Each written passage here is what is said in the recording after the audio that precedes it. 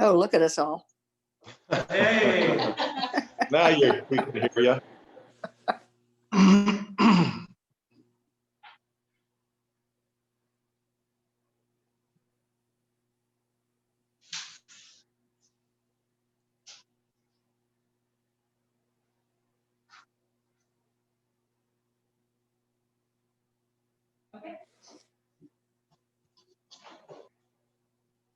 Okay, we're live. We're live. All right. Well, officially call the meeting to order, since I have to do that with this new world we're living in, according to Corona. Okay. So let's start. Jim, you don't have to remind me today, with a roll call vote, or roll call. So Mary, you want to start us off with that? President Linder, Here. Vice President Getz, Here. Commissioner Castellini, Here.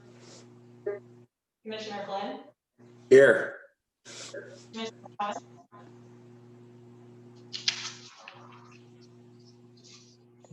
Here. thank you. Okay, we're all here. President Linder, I have a request for you to consider moving the old business agenda item for the boat dock discussion prior to new business to accommodate for the schedule of one of the commissioners. I think we can accommodate that. Be happy to do so. Just remind me if I. Very good. Okay, first order of business then is the approval of the minutes of July 20, 2020 special meeting. Is there any alterations or adjustments that need to be made to those minutes? Can we have a motion to accept them as presented? So moved. Move to accept.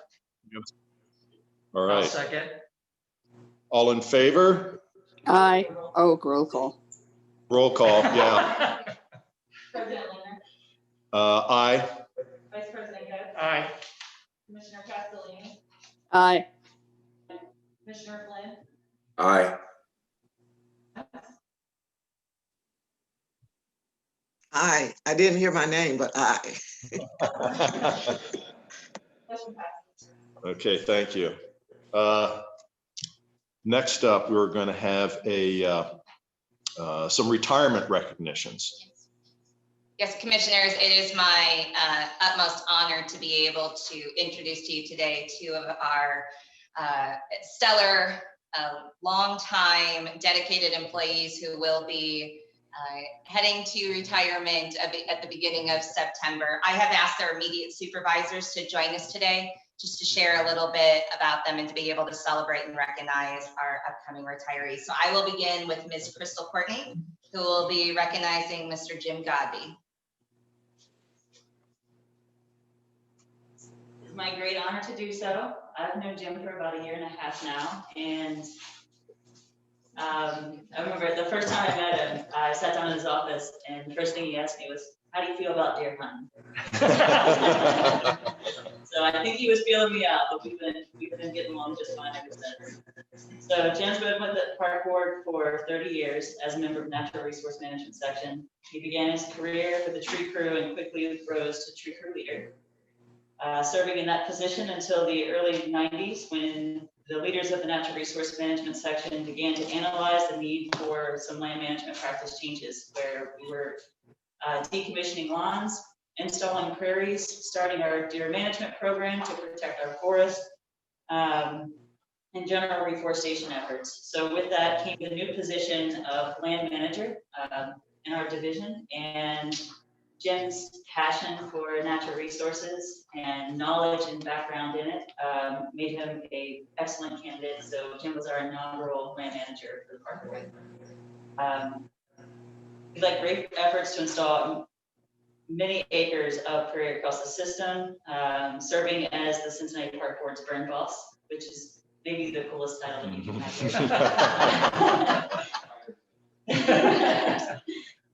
He led multiple research projects in these areas to track the pollinators and butterflies that were visiting the sites.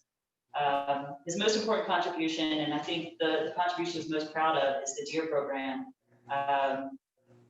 He not only developed the layout of the program, but he's been managing it for over 12 years. And that included taking the program before council to change the ordinance that allows deer to be managed on our land only, as well as spending countless hours in community meetings, compassionately, just communicating the need for the program and consistently committing time and expertise to the community outreach needed to really sell the program overall. Beyond these efforts, he has conducted hundreds of Eagle Scout projects. He's maybe the one park board member who gets excited about really getting engaged with these scouts. And what I found is if you take a hike with Jim, he will be able to tell you the year, what scout did it, and what his brother built after that. It's been my great honor working with Jim for the past year, as I said, and I think the best thing I can do in my next 30 years of service is to carry on his legacy. So I don't care. It's an honor. Thank you, Jim.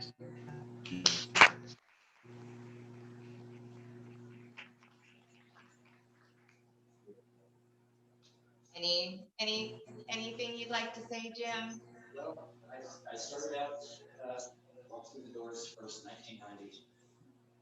And that was Jen and I shared the I-team. And their first story was the public services pothole story, where the city was pretty much put to shame on that. First thing I did when I walked through the door was I had to fill out some documents about that thick, explaining where I could go with that. Yeah. So it's just fitting that we top it off with, we wear masks, Right.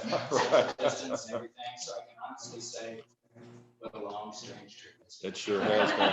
It's been enjoyable, and I thank everybody for the opportunity to do what I love to do, and for the faith that you've all showed in me to begin a deer management program and to continue with Bristol. I have a lot of faith to carry that on and do improve. So thank you all very much. Thank you. Thank you very much, Jim. We celebrate your service today. Crystal, I like the way you presented that as protecting our forests. I think that's hugely important and something to remember. Jim, just a question for you. Did any of those burns get out of control? Officially, no. Officially? Good.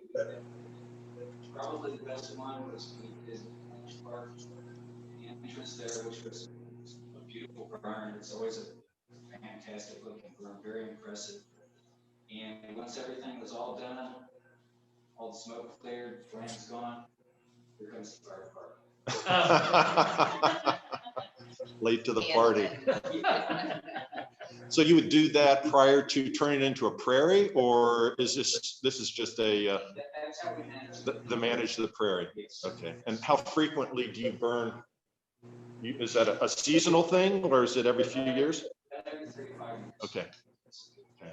Big schedule for burning. And hopefully Chris will get some more bird bosses within the city. I bet you got a line stacked up out your door for that one. Yeah, it was a bird boss ever since. Yeah. Yeah, I know the feeling. Thank you, Jim. Next, it is my honor to introduce Mr. Andy Sherman, our supervisor of maintenance, to introduce and celebrate the retirement of Mr. Jim Schmidt. Good morning. Morning. It is my honor to recognize Jim Schmidt, and there's not enough time to talk about Jim, but I'll be very brief. Everybody knows Jim Schmidt. Everybody knows what Jim can do, and it's not because of his lovely hair. Jim can fix anything. Jim is the go-to guy. I've worked with him for about 12 years. He is a facility maintenance specialist, but he is way more than that. He is my go-to plumber, my go-to electrician. I mean, he covers all the bases. And one of the things I have to talk to you about is Jim's leaving. He's going on to bigger and better things. But every day as you walk or drive through your park, you're going to see Jim. Every sign out here, right here, has been handcrafted by Jim, freehanded, as a matter of fact. And you would think they came from the most expensive sign shop ever. But Jim takes great pride in his work, and I can't say enough about it. I'm gonna miss him. Everybody's gonna miss him. And everybody, I don't know how we're gonna go on that, but we will. But his legacy lives on, and we're gonna keep your signs in great shape, and we appreciate everything you've done, and wish you the best. Thank you.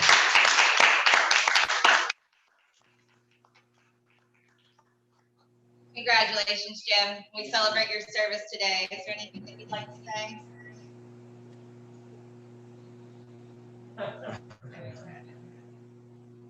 Well, for those of you out there in the audience, you can't see these guys really, but I will say this, apparently working in parks keeps you guys in great shape. You guys, at whatever portion of your career you're at, you're entering the next phase in a really good condition. So kudos to you, and thanks, Jim, for all of your service and dedication and craftsmanship.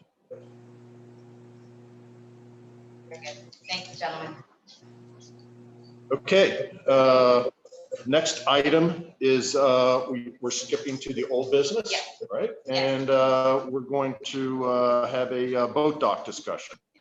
So this Mr. agenda Chair, item- Mr. Chair, excuse me. Yes.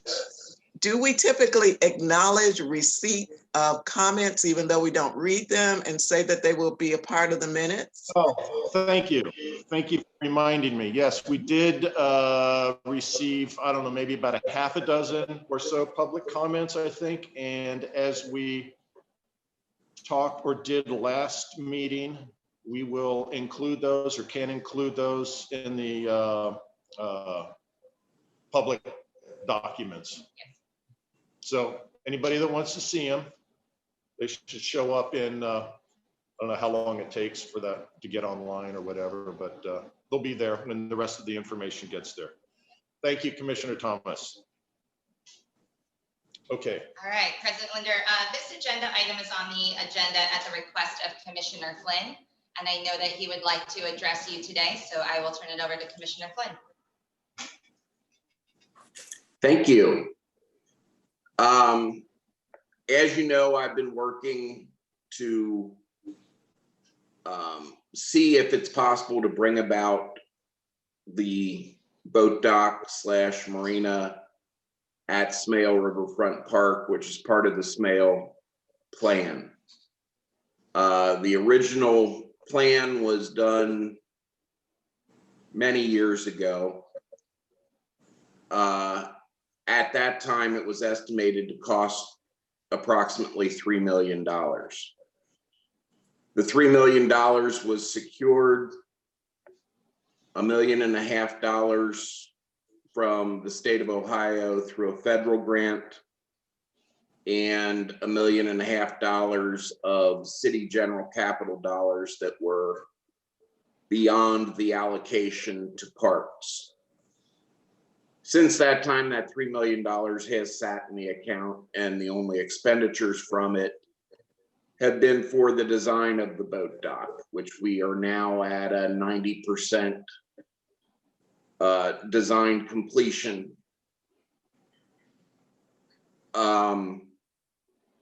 The estimated cost at this point, and this is an estimated cost because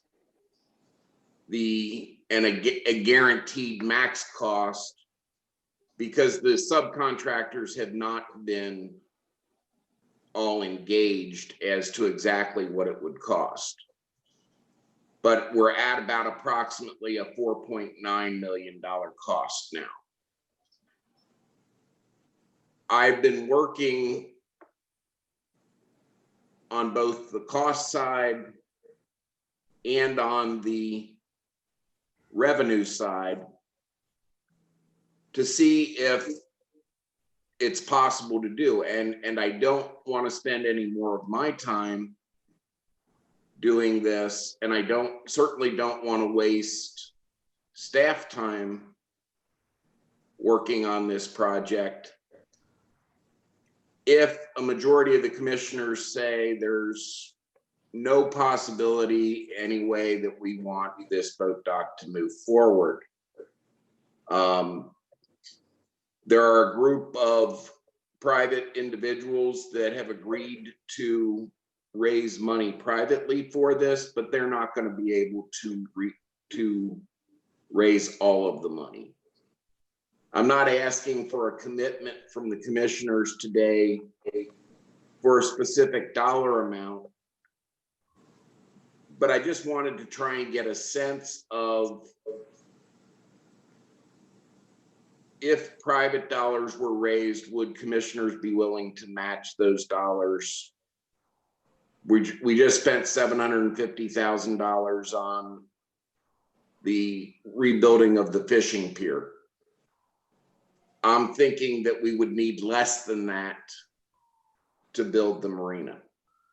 So I'll throw it open to my fellow commissioners to just get a sense of where we all are on this. And the reason this is happening in the meeting is because we're trying to be transparent and open about this and not have these discussions in private to avoid violations of the public meeting laws. So with that, President Lindner, I'll throw it open to the rest of the commissioners for comments. Thank you, Commissioner Flynn. Did we lose Commissioner Thomas? Her screen went black. Is she still on? It doesn't appear that she is on any longer. I think it's important that, pretty critical that she get back on. And I don't know if she heard what you had said. She kind of disappeared a little bit after you just started, Kevin. That may say something about me, President Lindner. Not at all. Is she back? Okay. There she is. We lost you. How much she missed. Commissioner Thomas? Yes, I'm back. Yes, thank you. Did you hear Commissioner Flynn's conversation? I did not. Okay. Was Kevin, do you want? Was I the Okay. only one who dropped out? I couldn't You were the hear. only one who dropped out. I just totally lost connection. I hate to have you repeat everything, but I did not hear Can you it. give it a shorthand version, Kevin? I'll give it the thumbnail sketch version. I asked for this discussion today, Commissioner Thomas, to see whether there is interest in building the boat dock from a majority of the commissioners. I don't want to waste my time and I don't want to waste staff time if a majority of the Board of Park Commissioners don't want to spend any dollars on this marina. We have approximately $3 million. The fire department is asking City Council as part of the reconciliation budget to provide a couple $100,000. City of Covington is willing to put in $100,000 because they want to keep their fireboat there. There's $212,000 that the Parks Department will have to pay to the federal government if we don't build the boat dock because of the prior boat dock that existed and we terminated that boat dock early. And I've got a group that is interested in raising money privately for this to match the dollars that the park board would provide. As well as working on the cost side of it and attempting to get some firm numbers on that. But that's a lot of work. And if at the end of the day, we come up and a majority of the park commissioners say, we don't want to spend another dollar on this or $1 on this, then I don't want to waste staff time and I don't want to waste my time on it. So I just wanted to throw it open for a discussion about whether we want to move forward. As I think you said, Commissioner Thomas, we are a river town and we don't have that persona down on the river right now because there's no place, and we're the only major city on the Ohio that doesn't have a marina in its downtown area. So with that, Commissioner Lindner, I'll throw it back to you. Okay, thank you. So we'll open it up for discussion, and I guess I'll start just by saying I think a boat dock on the river would be great. I just don't think it's a park responsibility, and my largest concern is the ongoing operating costs that would go with that, and I would maybe compare it to somebody giving me a free pony. You know, there's no such thing as a free pony. And if anybody's ever had any horses, they know how much work and effort and cost there is involved in maintaining them. So again, I support a boat dock, and I'm okay putting the existing money we have towards that. I just am very uncomfortable from a operational point of view, being saddled potentially with what could be hundreds of thousands of dollars a year shortfall that would fall on the shoulders of the park board. So I would, in short, vote no on any additional money towards the boat dock. I think there's potentially other partners that could, besides the private money you're raising, if we could find other partners, I think that would be the ideal thing. But again, I would not want to be responsible for operating it. And Commissioner Lindner, if I could. Yeah. I neglected to mention that when I was initially talking, but that's the other piece that would have to be determined before we moved forward. Would be, there would have to be an operator that was willing to commit long-term where it wouldn't cost us. Commissioner Getz, Vice President Getz, organized a Zoom call with the people that run Louisville's downtown marina. And they were indicating to us on that phone call that there really weren't a lot of ongoing operational costs other than the dredging that occurs because they're in an inlet area. This placement of this boat dock would not involve that kind of dredging because the channel is about 25 feet at base height where the marina is proposed to be located.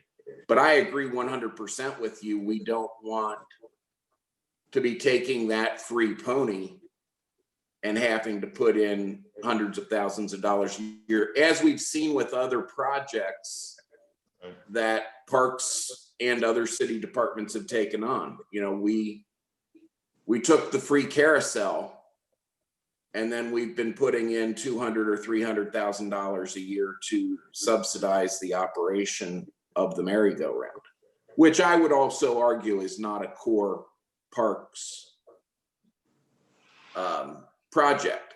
It looks great. It's a wonderful thing, but it's not worth putting in a couple $100,000 a year in operations. So I fully agree with you that that would be part of the plan, but it doesn't make sense to look for an operator or work on that aspect of it if we're not going to build the thing. So I would look for the operations to be a net zero or perhaps a positive to the park board. Okay. Anybody else? Go ahead, chime in any order you would like. Mr. Chair? Yes, Commissioner Thomas. Yes. First off, I would like to say thank you, Commissioner Flynn, for all the work you've done on this. trying to get us to a place of information so we could make a sound decision. And we have had a lot of discussions about this and public comments and all of that. And as I listened and reviewed all that was available to review about this, it really does seem like a miss to me that we do not have a boat dock, that we're the only major city who doesn't have one. When I look back, it looks like at one point this was going to be covered. We were not going to be on the hook for money on this. And now it looks like we are. And while I absolutely am in favor of the safety implications from the fire department standpoint and the significant reduction in response time, that was a big one for me, and the potential for economic development on the banks that this might spur, it looks like a really good idea. And I hate to walk away from it, but I think the finances right now are just too tentative from my perspective for us to take this on. And I know there's a lot has gone into it, the grant from the state, the commitment from the city, from across the river and all of that. But I don't think we have it well defined enough from a financial standpoint to say we want to move forward on it. And that's where I am. Thank you, Commissioner. Who wants to go next?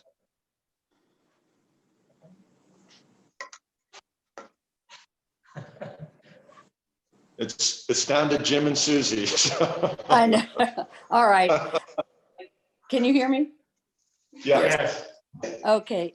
I'm having a hard time listening to the fact that you're saying you don't think you can raise, what would it be, the differential, $1.8 million, $1 million what?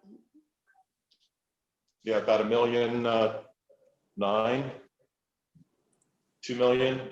We've spent what, 300,000 on design? You've spent three. It's probably, let's see, it's probably closer to $350,000 on design. I think Okay. we probably have either 2.6 or 2.7 available now. Yes, the And funding Kevin, gap you right say now is 2.1 million.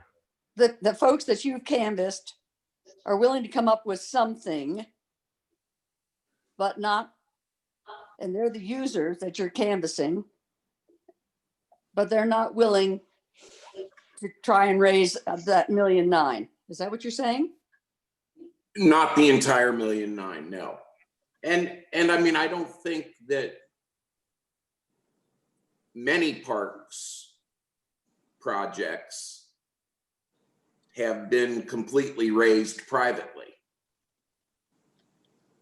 You know, parks usually contributes when we're doing a project. So Smale Park, significant contribution from the Smale family and the Smale Trust and others. In huge private dollars raised over the years. Huge private dollars raised, but also huge public dollars spent. Federal dollars. City dollars too. A lot of city dollars were spent on that project. I don't know. My take is that I kind of feel that the people who are going to use it need to come to the party. And I don't buy that after it is built, there won't be some bills. I don't buy that. Okay. And to me, those bills are our donation. Our part, because we'll be covering those bills. So I'm in a quandary. As to how yes, I'd very much like to have it, but I don't want it to be, a lodestone. And I really think that the users should be at the party and should come to the party fully. Because we will have expenses and that will be our donation. So how do I vote? I don't know how I vote. And I don't think I have to vote until 2023, right? When we have to give back the money. And by the way, who's going to have to pay back the money if we don't take it? Do we have to pay that out of our trusts?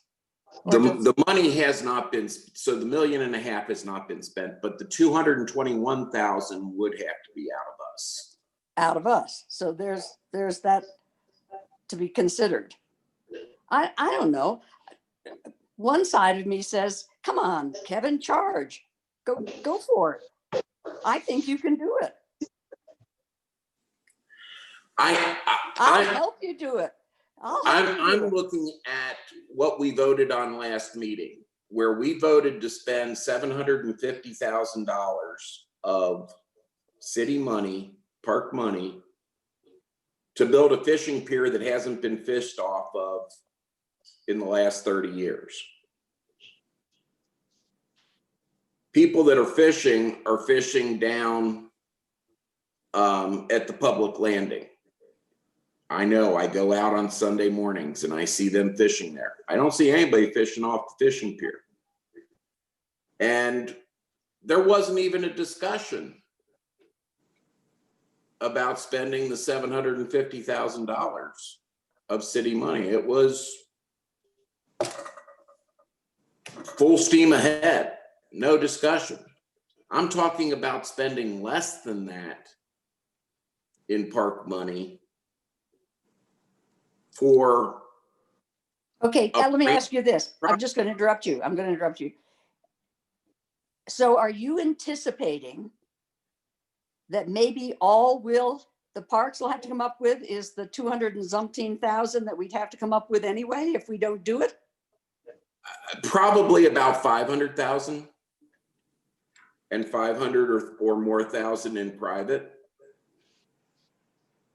Mr. Chair, Yes, Commissioner Thomas. and I'm just responding to that exchange. I think there is so much uncertainty because when I looked at the numbers, it's a $2 million gap.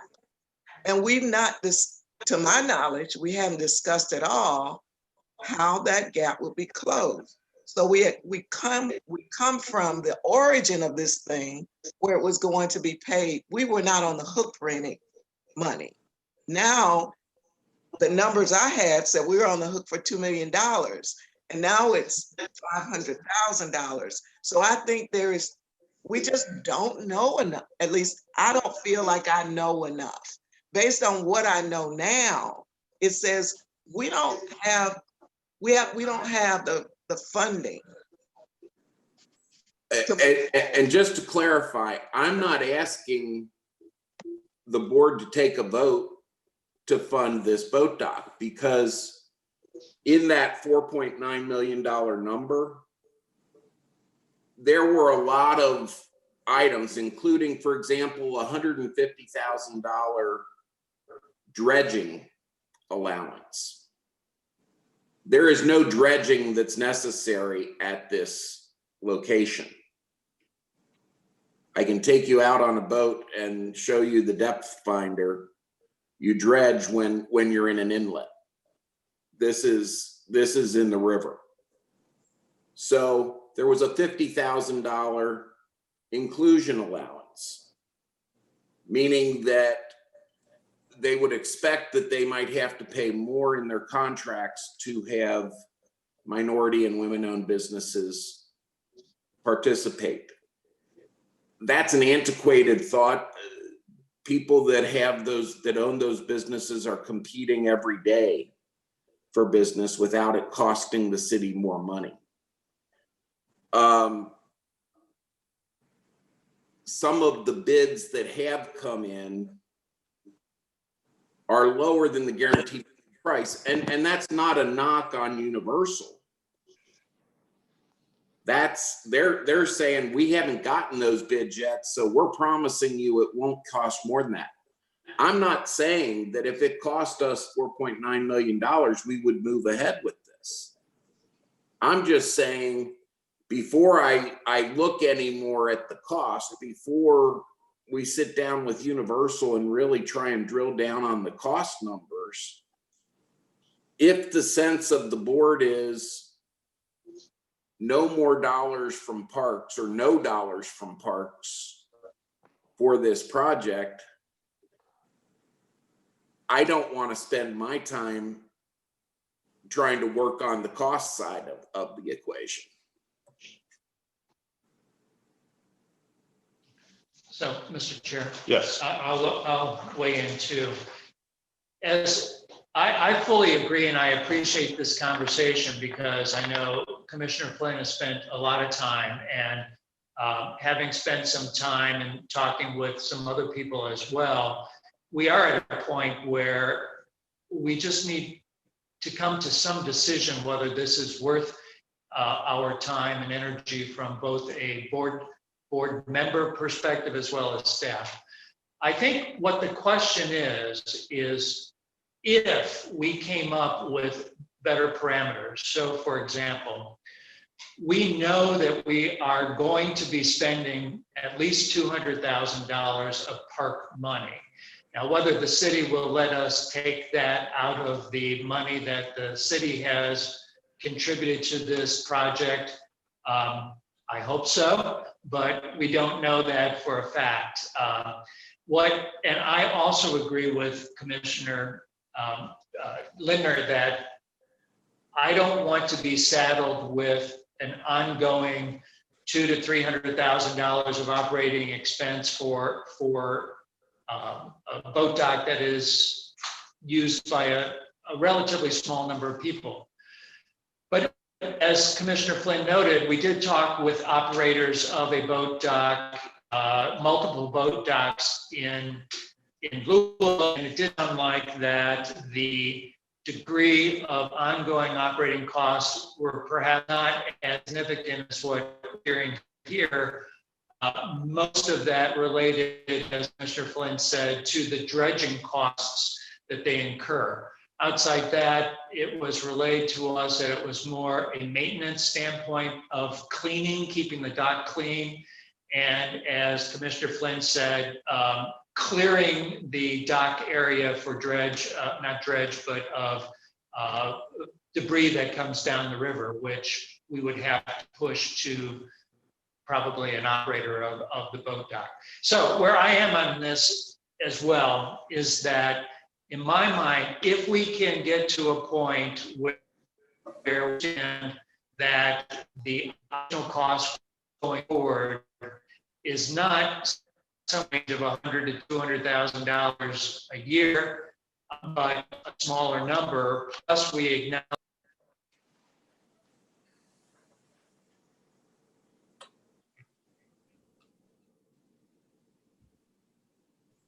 Just lost audio. Yeah, me too. Me too.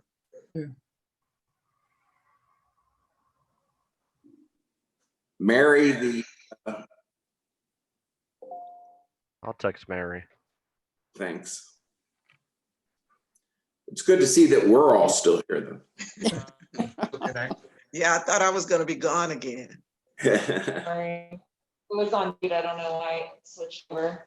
Okay. So we see where they left off. So I'll just continue. I have no idea what people heard or not heard, but if we can get to a point where we see that we do have third-party contributors to this, and I would say significant third-party contributors to the shortfall, I would not be in a position to say that the park board shouldn't contribute anything at all.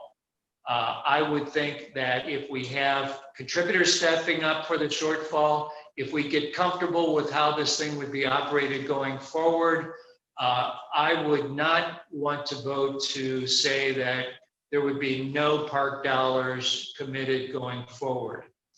I also want to say that this is a circumstance too, where we have a volunteer park board commissioner in Commissioner Flynn, devoting a lot of his time and also on a project that I believe he feels strongly about. And from my perspective, when I see a fellow commissioner wanting to step up and be the champion for a project like this, I will be supportive of it. So in my mind, I I would not vote today to say we will not commit any park dollars whatsoever.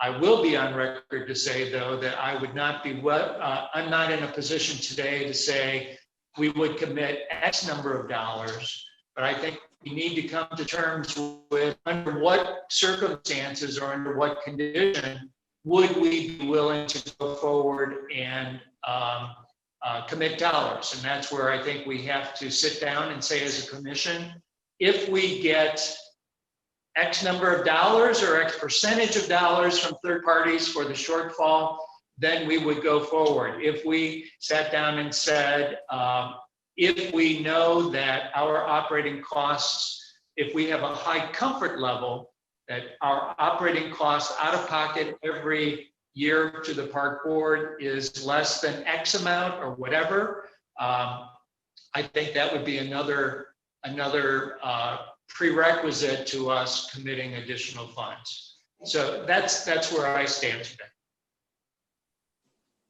Mr. Chair, Yes, Commissioner Thomas. I just want to get clarity on what is the question we need to answer today.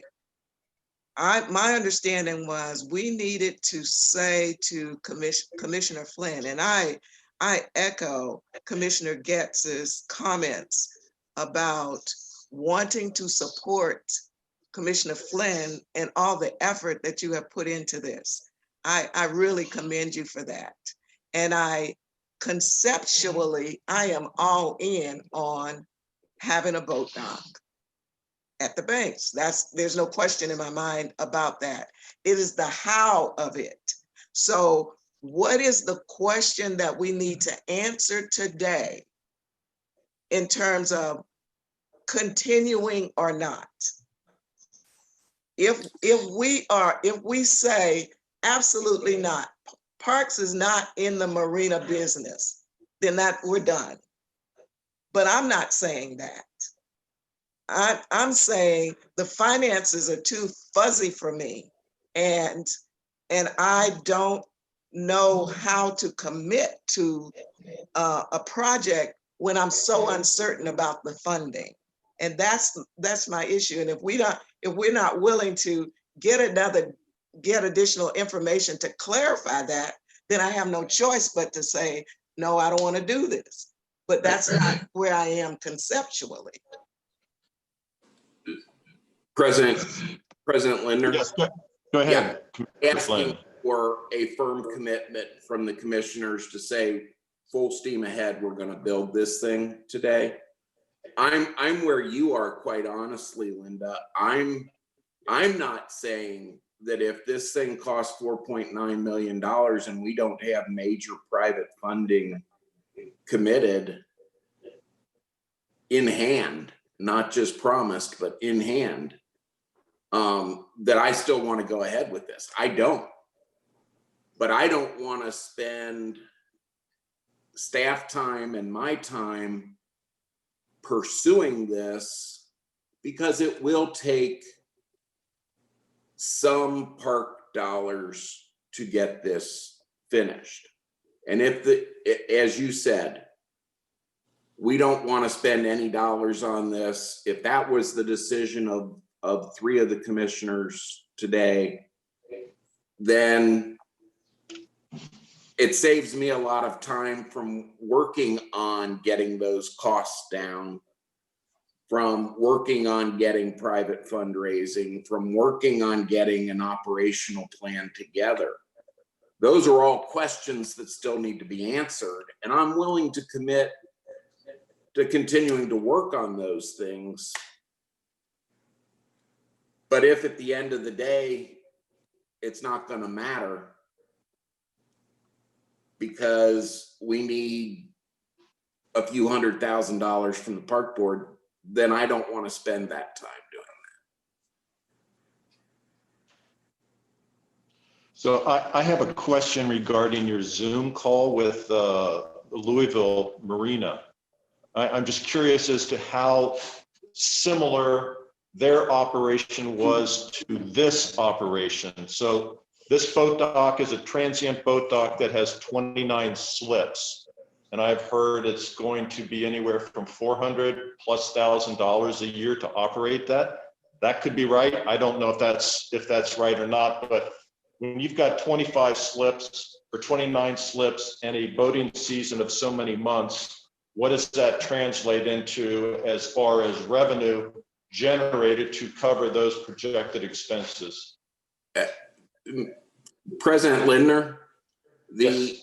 the operational costs were developed back in, I think, 2016, and they included the park board buying a 28-foot Boston Whaler and outfitting that with all of the accoutrements that go along with that. It included a year-round manager level employee, and I think 6 full-time employees, year-round full-time employees as part of that.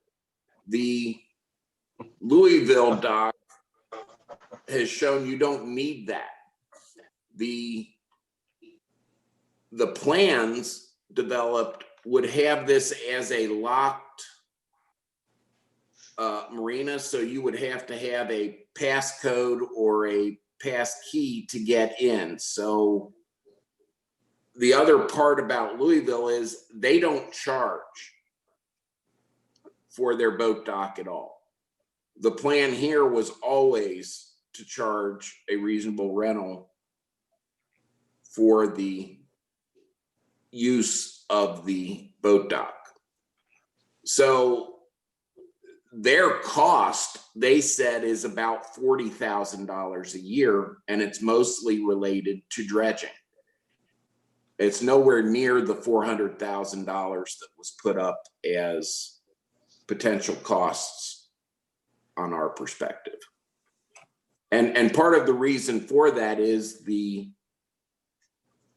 design of this boat dock is such that it doesn't need that annual maintenance, and it doesn't need 8 people working on it.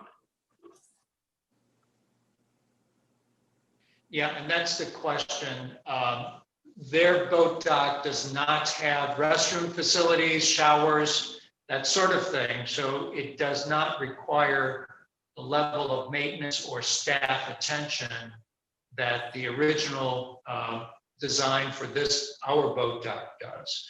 So it's another question that has to be asked. We've been told along the way that the Cincinnati boat dock has to have showers and restrooms and all of these things because of the federal requirements for the grant. But those are the types of things that we have to look at. There are restrooms right up in Smale from the boat dock. So the fact, why would we need to have, it's that type of question. So They have those fountains too, right, that they could shower in? Yeah, well, the river's right there. I don't know why Right. anybody needs to shower anyway. I don't remember the 40,000 a year number, but I do remember that their major concern about the cost for the boat dock was the dredging. And to Commissioner Flynn's comments, that is because they are in an inlet versus out on the waterway that this one will be.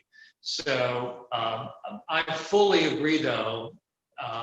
We've got to get closer to a number for what this thing really costs to operate, number one. And then number two, are there entities that could operate it for us?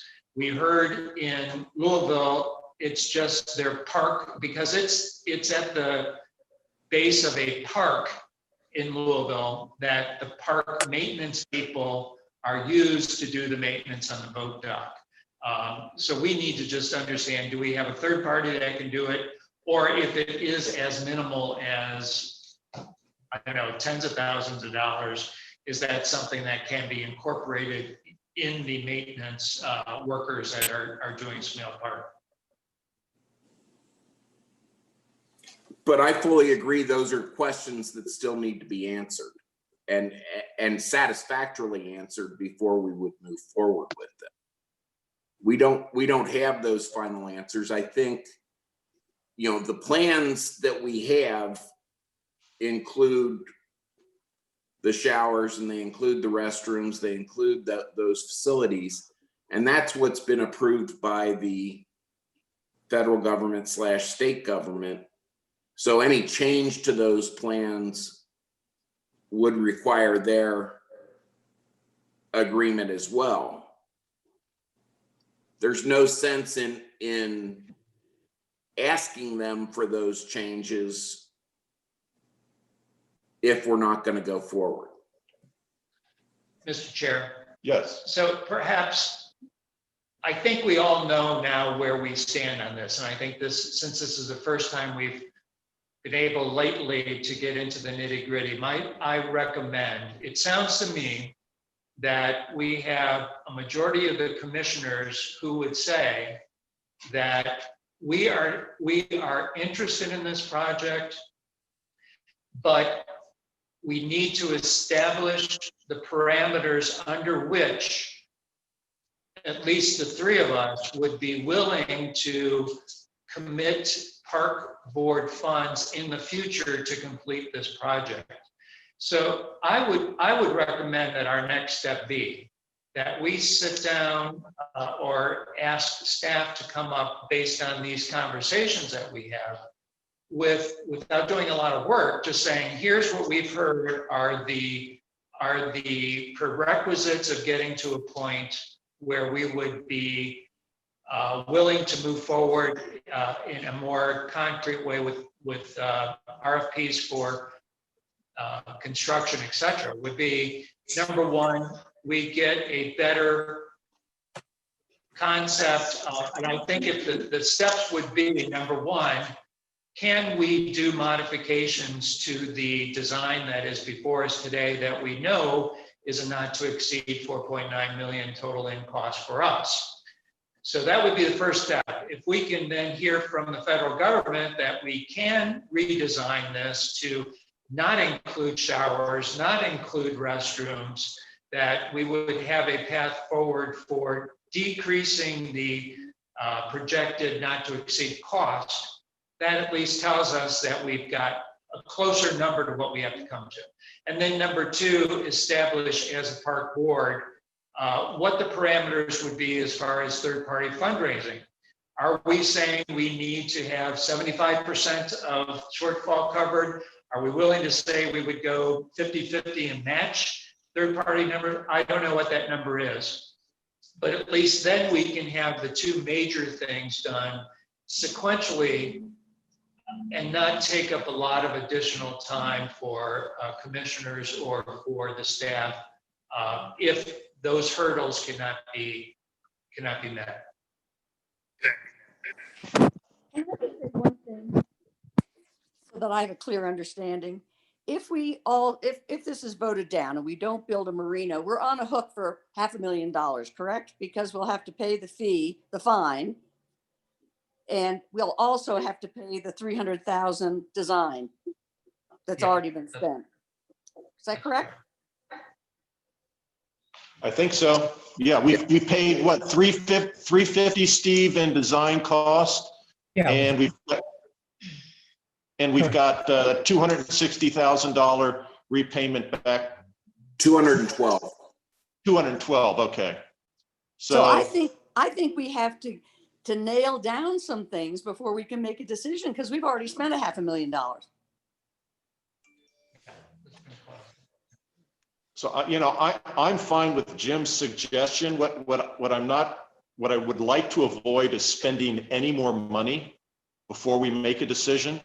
If we can effectively fish or cut bait without spending any more money, maybe do a little bit more soul searching and guideline development as to what our expectations would be. I'm fine with extending that. Mr. Chair, Yes, Commissioner Thomas. I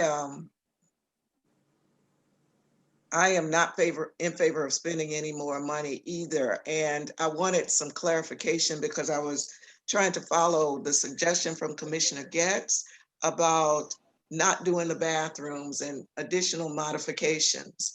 But I think we have done a lot of modifying to this point. We have looked at other locations. We've decided that if we're going to do this, this is the place to do it. And according to the last design, that's what we wanted to build. So if we could stick to that and say, here's what we would want to do. What would have to be in place for our being, in order for us to move forward with that? So it does lay out questions around additional information that we would need to have. So what is the funding we have in place already? What is the gap and how could that be filled? How much of that are we willing as parks to spend? And so I think if we drive down on better understanding of what the numbers are against the current design, because I think if we get into another design, we're gonna be off on another tangent. So if we could do that and come to some kind of decision about, if we look at the numbers, is that something we want to spend from our parks funds, and make a decision at that point. And so Commissioner Flynn, I'm curious as to whether or not that's outside of the scope of what the kind of work you said you were willing to expend moving forward. Because that's the kind of numbers, those are the kind of answers that would be important for me to make a decision. There are also the numbers that are important for me to make a decision on this. I want to make it clear that I'm not full bore, we got to build this come hell or high water. Yeah. I'm only willing to do this if it makes sense, and it makes sense long-term for parks. But I agree with you. We need to get a handle on those things. I'm willing to put forth that effort in connection with Steve and Cindy, a little of their time having meetings. That would be the only expenditure, I think, would be some professional expertise, because I'm not an engineer. I'm not an architect. The design that we have runs about 90 pages. So it's very detailed design work.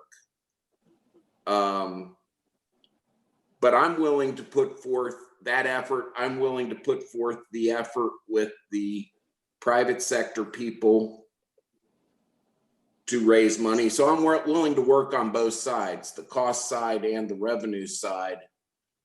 But I don't see any way that this gets built without a parks contribution to the capital build.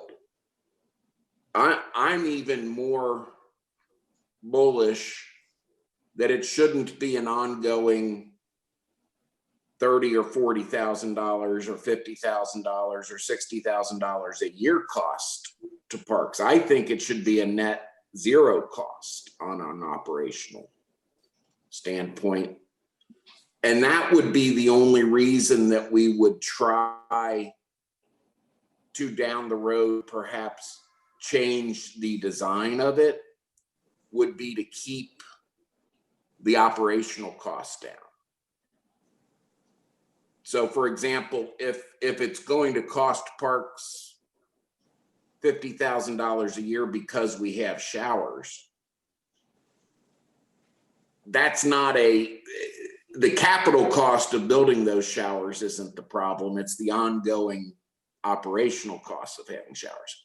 If we can eliminate that ongoing $50,000 cost by eliminating the showers, and we can get the approval from the appropriate authorities to do that, it makes sense to change the design to take the showers out. That would be the only changes to the design that would be done. Yes, and that was the part I was thinking about, because I was hearing that the design is part of the grant.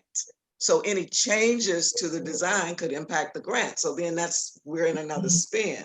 So yeah. I say we start, as I said, we start with the design we have and see what that costs and see how much we would potentially be on the hook for and whether or not that's something we're comfortable with. I'm willing to do that. Okay, how about we hear from our fearless leader on this subject? Kara, would you like to have a few comments? I would. Thank you, President Linder. I think it's important to first acknowledge that as your administrator and as your team here at Park Board, we are fully on board with the direction that's provided to us by the Commission. I think it's appropriate for me to offer you some administrative perspective on the session that you just had. I would acknowledge that we did not get here haphazardly. Where we have ended up with the design that we've ended up with the cost estimate that we've ended up with has been multiple years of working very diligently with the city of Cincinnati, with the state of Ohio, with the U.S. Fish and Wildlife Service to design a facility that meets the guidelines of the grant. A lot of the components that were included allowed the grant to be scored higher, which put us in a more favorable position. Also working with the city of Cincinnati to go through the bid process, which we determined that it was to go with a construction manager at risk. That was a lot of work and decisions that the city as well as our staff put in but to get what we ultimately felt was the best price with the best vendor to work with.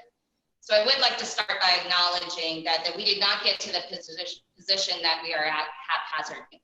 That being said, getting to this position, as Commissioner Thomas indicated, has left us in a different financial position than we expected to be. I would like to break down some of the comments that have been made again to offer my administrative perspective. First, I think it's worthy of having a discussion about whether or not the design that we currently have can be modified. Continuation of discussions with the state of Ohio, U.S. Fish and Wildlife Service, other vendors. I think it's a worthwhile cause. The administrative reality of that is it presumes that we have the ability to continue to work with Universal.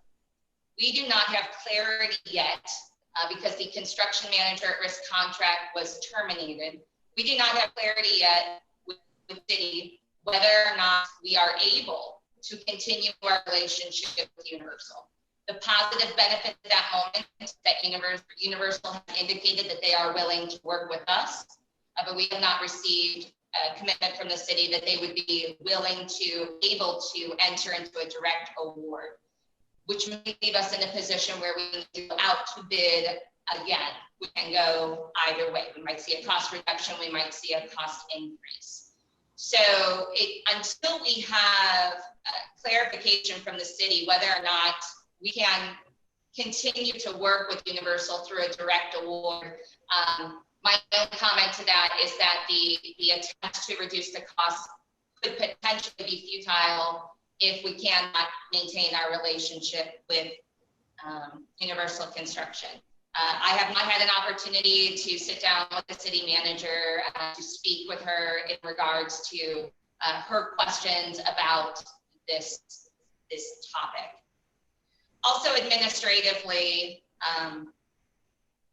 the reality of the questions that you're asking is to specifically focusing on trying to define what that future gap is. And to potentially get to the point where we can define parameters. That is the direction that I was hoping to take the board on. We've discussed that at previous meetings. And what are these parameters? As we've identified, one of them is whether or not the park board would be willing to contribute additional dollars. I would like to point out that 60% of the project at this moment is publicly funded. So that's a large portion of the project that is currently publicly funded through both the federal. So we do have dollars that are in the project at this moment, public dollars.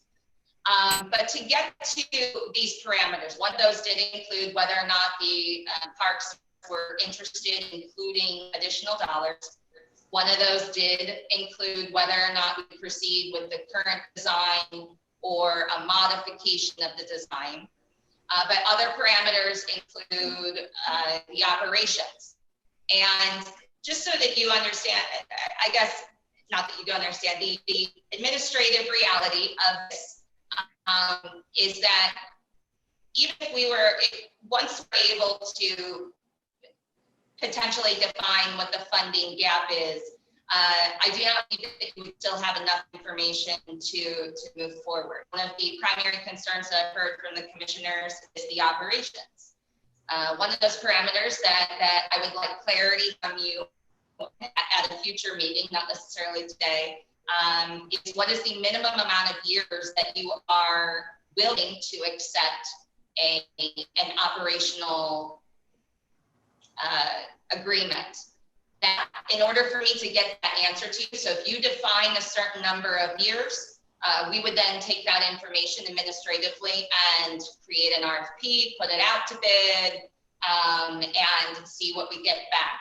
So I just want to kind of detail for you the future of administrative and the things that we would need to complete for what I've heard so far from the commissioners to have complete information to make your decision.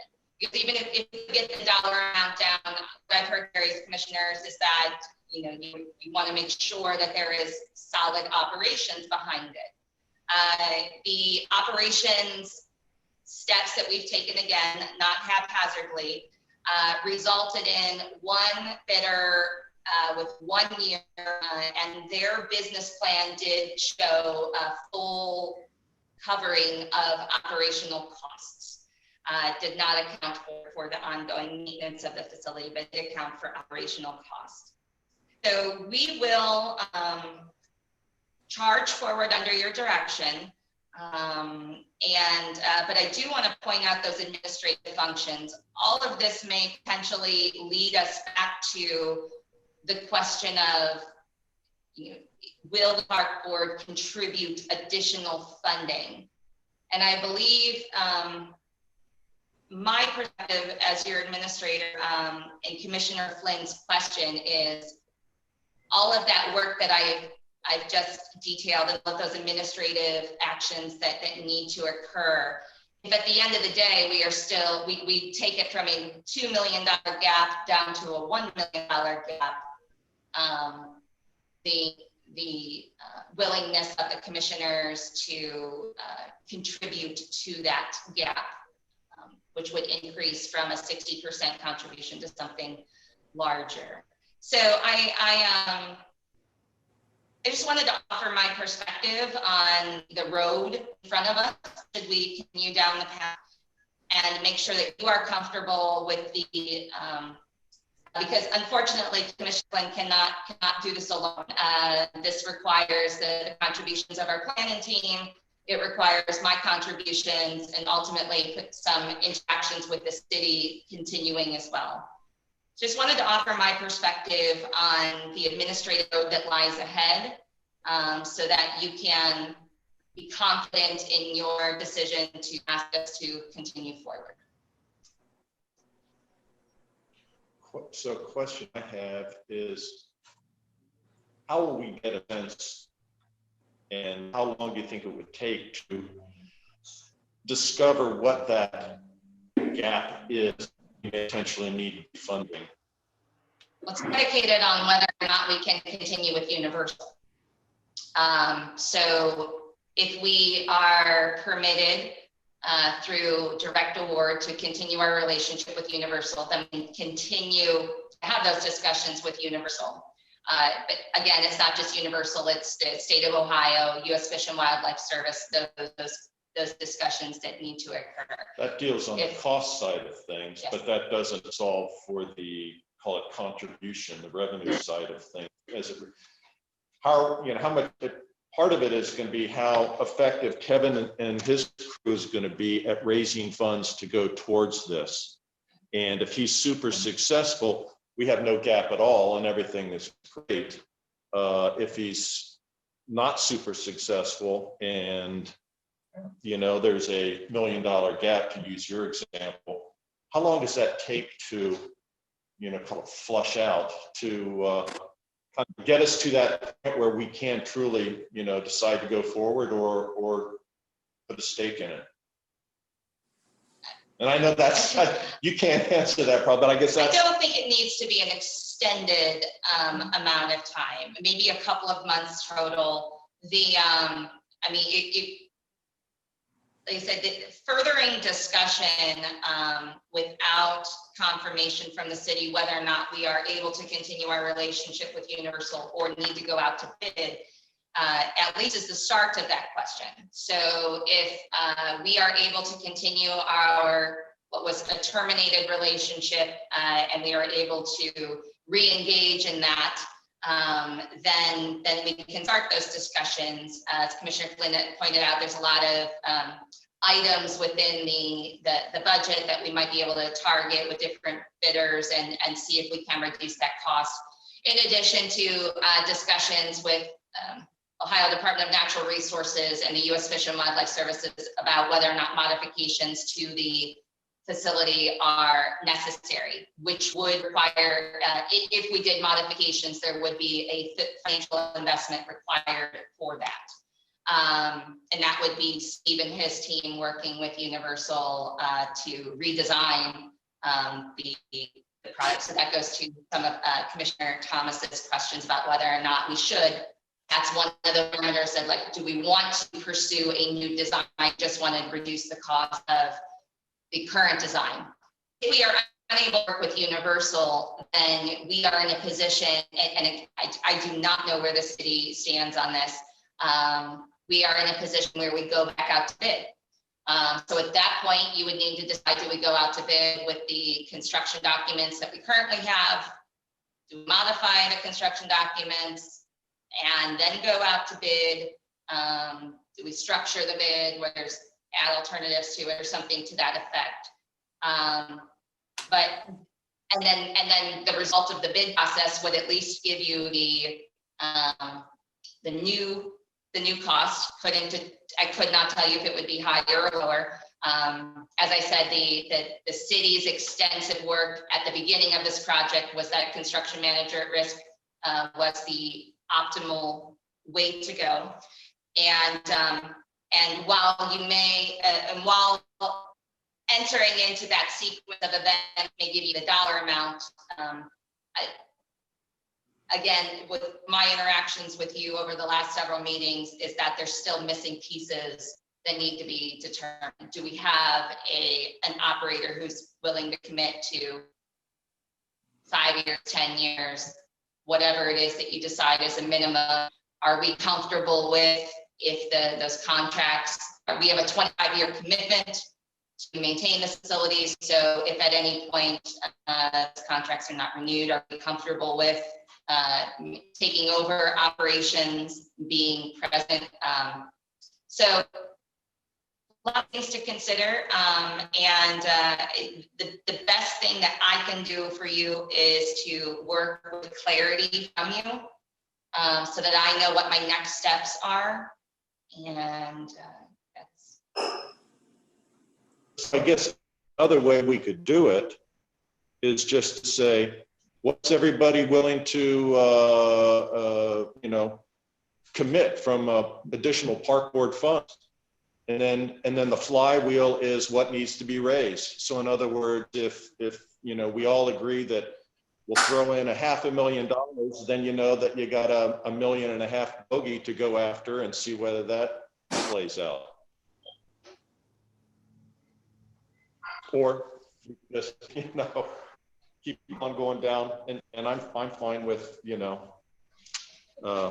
your suggestion. Okay, my point was that if we say no today, we've already spent $500,000. If we say, let's go forward, then, and it doesn't fly, I don't know, we can commit to $250,000. Have I made myself clear? You cut out partway through your comments. Okay. If we say no to the boat dock, we have already spent $500,000 because we're going to have to cover the 300 and thousand in design fees, and we're going to have to pay the feds 212,000, correct? Correct. Okay, so my feeling is let's go forward and see if we can't nail it. And I'd be willing to put forward $250,000, but not $500,000, because I'm trying to save some money by going forward.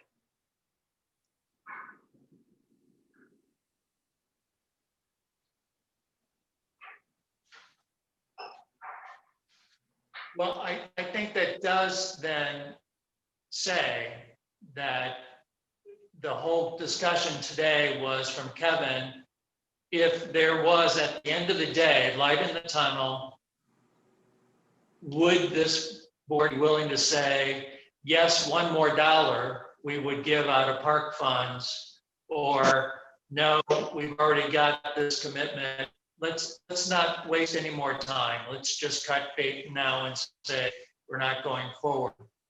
So I think what I'm hearing is that we're saying that if certain parameters are met, there is some dollar amount that we would be willing to add to this project, but it's not $1 million, and it sounds like it may not be $500,000. But at some point, if we can get this down with matters such as the operating costs going forward, that if we can come up with third-party money to cover the balance of it, we would be at least willing to talk at that point in time of contributing some money. And Kevin, I think that is the basis for your whole question, right? I think so. You know,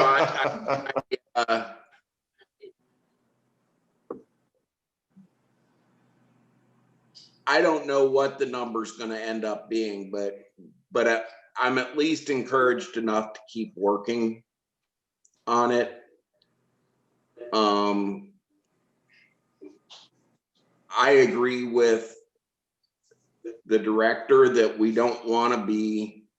She's going to have to spend more time. Steve's going to have to spend more time. Cindy's going to have to spend more time. I'm going to try and alleviate as much of that as I can.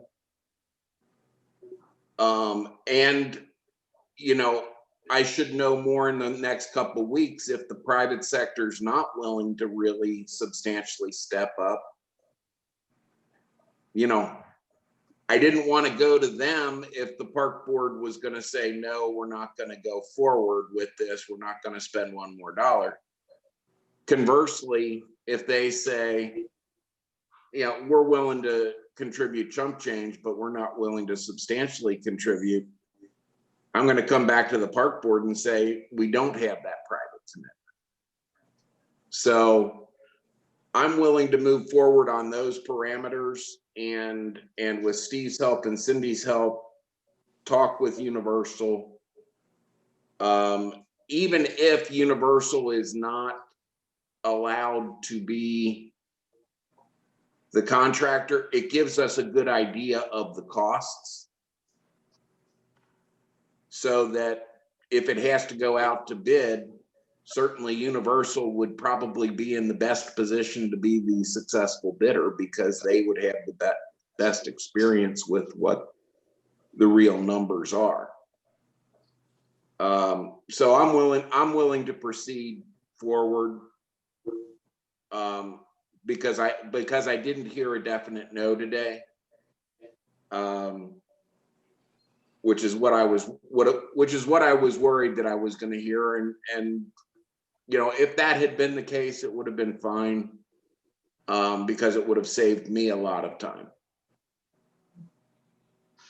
So I think from my perspective, there's been enough discussion, and if we can do a couple votes, because I have to step off for another meeting that I'm chairing via Zoom in a few minutes. So I'd like to vote on some things if we could.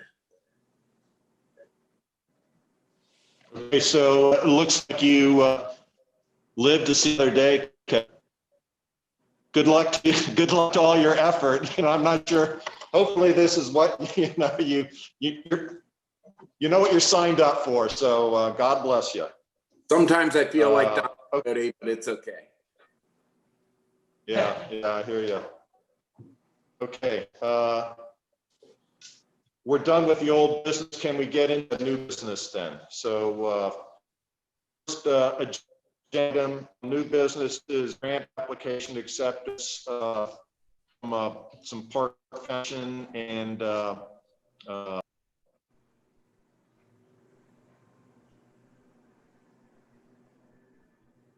Hello, I believe, are they on mute again? I can't hear anything. I think we lost I them. can't hear them. Yeah, I think they're on mute again. Mary.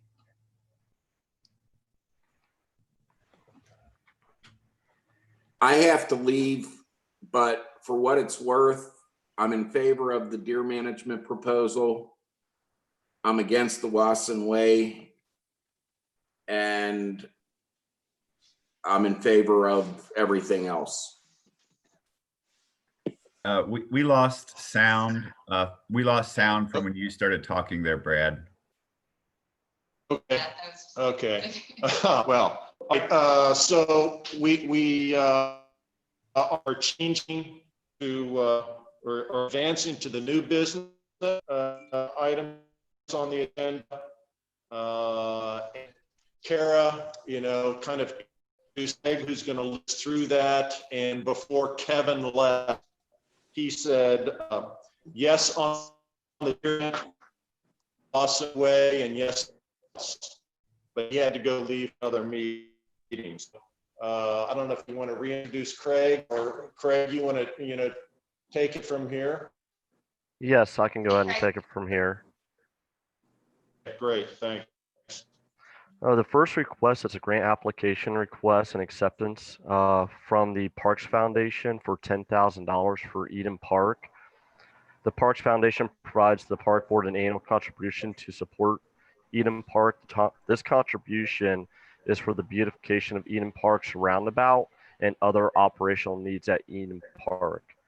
The second grant application is $23,890 for the Smale Anniversary Garden. This grant will support contracting for Evergreen to help maintain the Smale Anniversary Garden. This garden is typically maintained by the Parks Green Space team, but due to the furloughs, it has become overgrown. In order to restore the garden, it is essential that we hire the contractor to help restore that garden. The total amount of the grant applications that we are requesting approval for is $33,980. Okay, thank you. Craig, I asked you for grant application. Mr. Chair. Yes. I just want to first of all say this is a great example of the work that our partners do with the Cincinnati Parks Foundation. So again, you see the value and the extraordinary contribution that the Parks Foundation makes to our operation. So I'm very thankful of that. One question on the anniversary garden, that contract will be a park board contract? Yes, sir. Yeah. That's my only comment. Okay, anybody else with comments or questions? And just because this is new to us, I just wanted to remind the commissioners that this is a request. Lost her. Yeah, they seem to be really choppy all of a sudden. We just lost it. Yeah, I just suggested she switch to cellular versus Wi-Fi.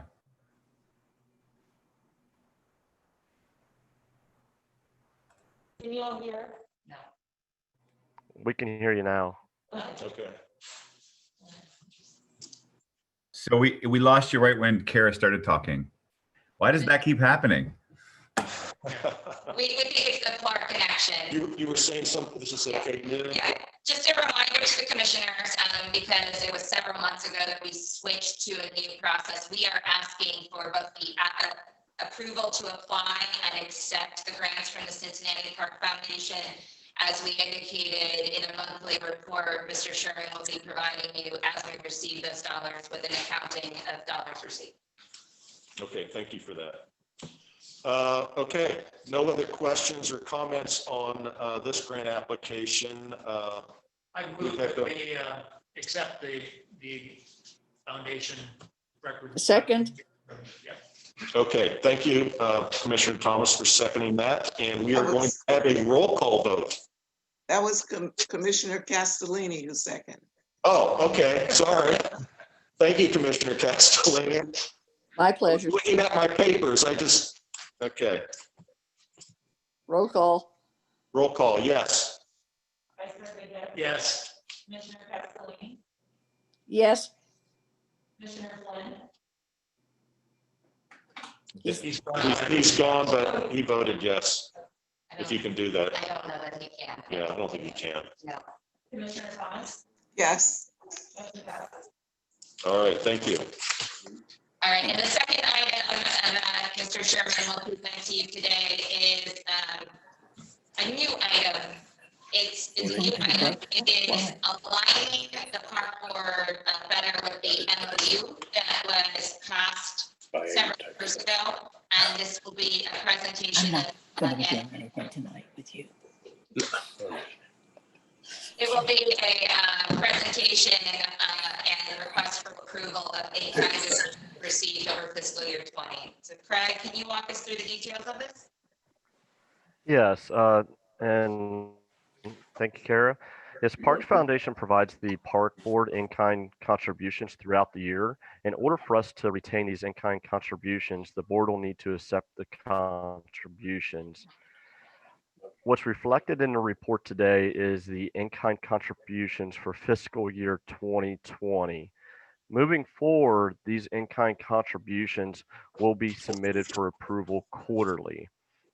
Staff is requesting the approval to accept the fiscal year 2020 in-kind contributions from the Park Foundations totaling $96,391. In attachment A, it does go into further detail for each of those in-kind contributions. Okay, thanks, Craig. Any questions on this? Mr. Chair. Yes, Commissioner Getz. I would just, this is again reflective of the support that we get from the foundation, so I'm appreciative of that. Can we discuss going forward, how are we going to ensure that expenditures now become in keeping with the terms of the memorandum of understanding that we have? Sure. Well, as we've identified, this is a new agenda item that's never come before you, and that has come from a place of, you know, continuing to learn from the MOU document. I'd like to just reference that MOU document that is between the City of Cincinnati, the Parks Foundation, and the Board of Park Commissioners. It's quite an impressive and comprehensive document, and admittedly, in my first year as your director, I am on a learning curve to better understand the document. But I think this agenda item is demonstrative that we are all still on a learning curve and becoming more familiar with the application of the MOU. I would like to say, you know, as you've identified the great contributions that our foundation has made, it is common for public park systems to have foundations.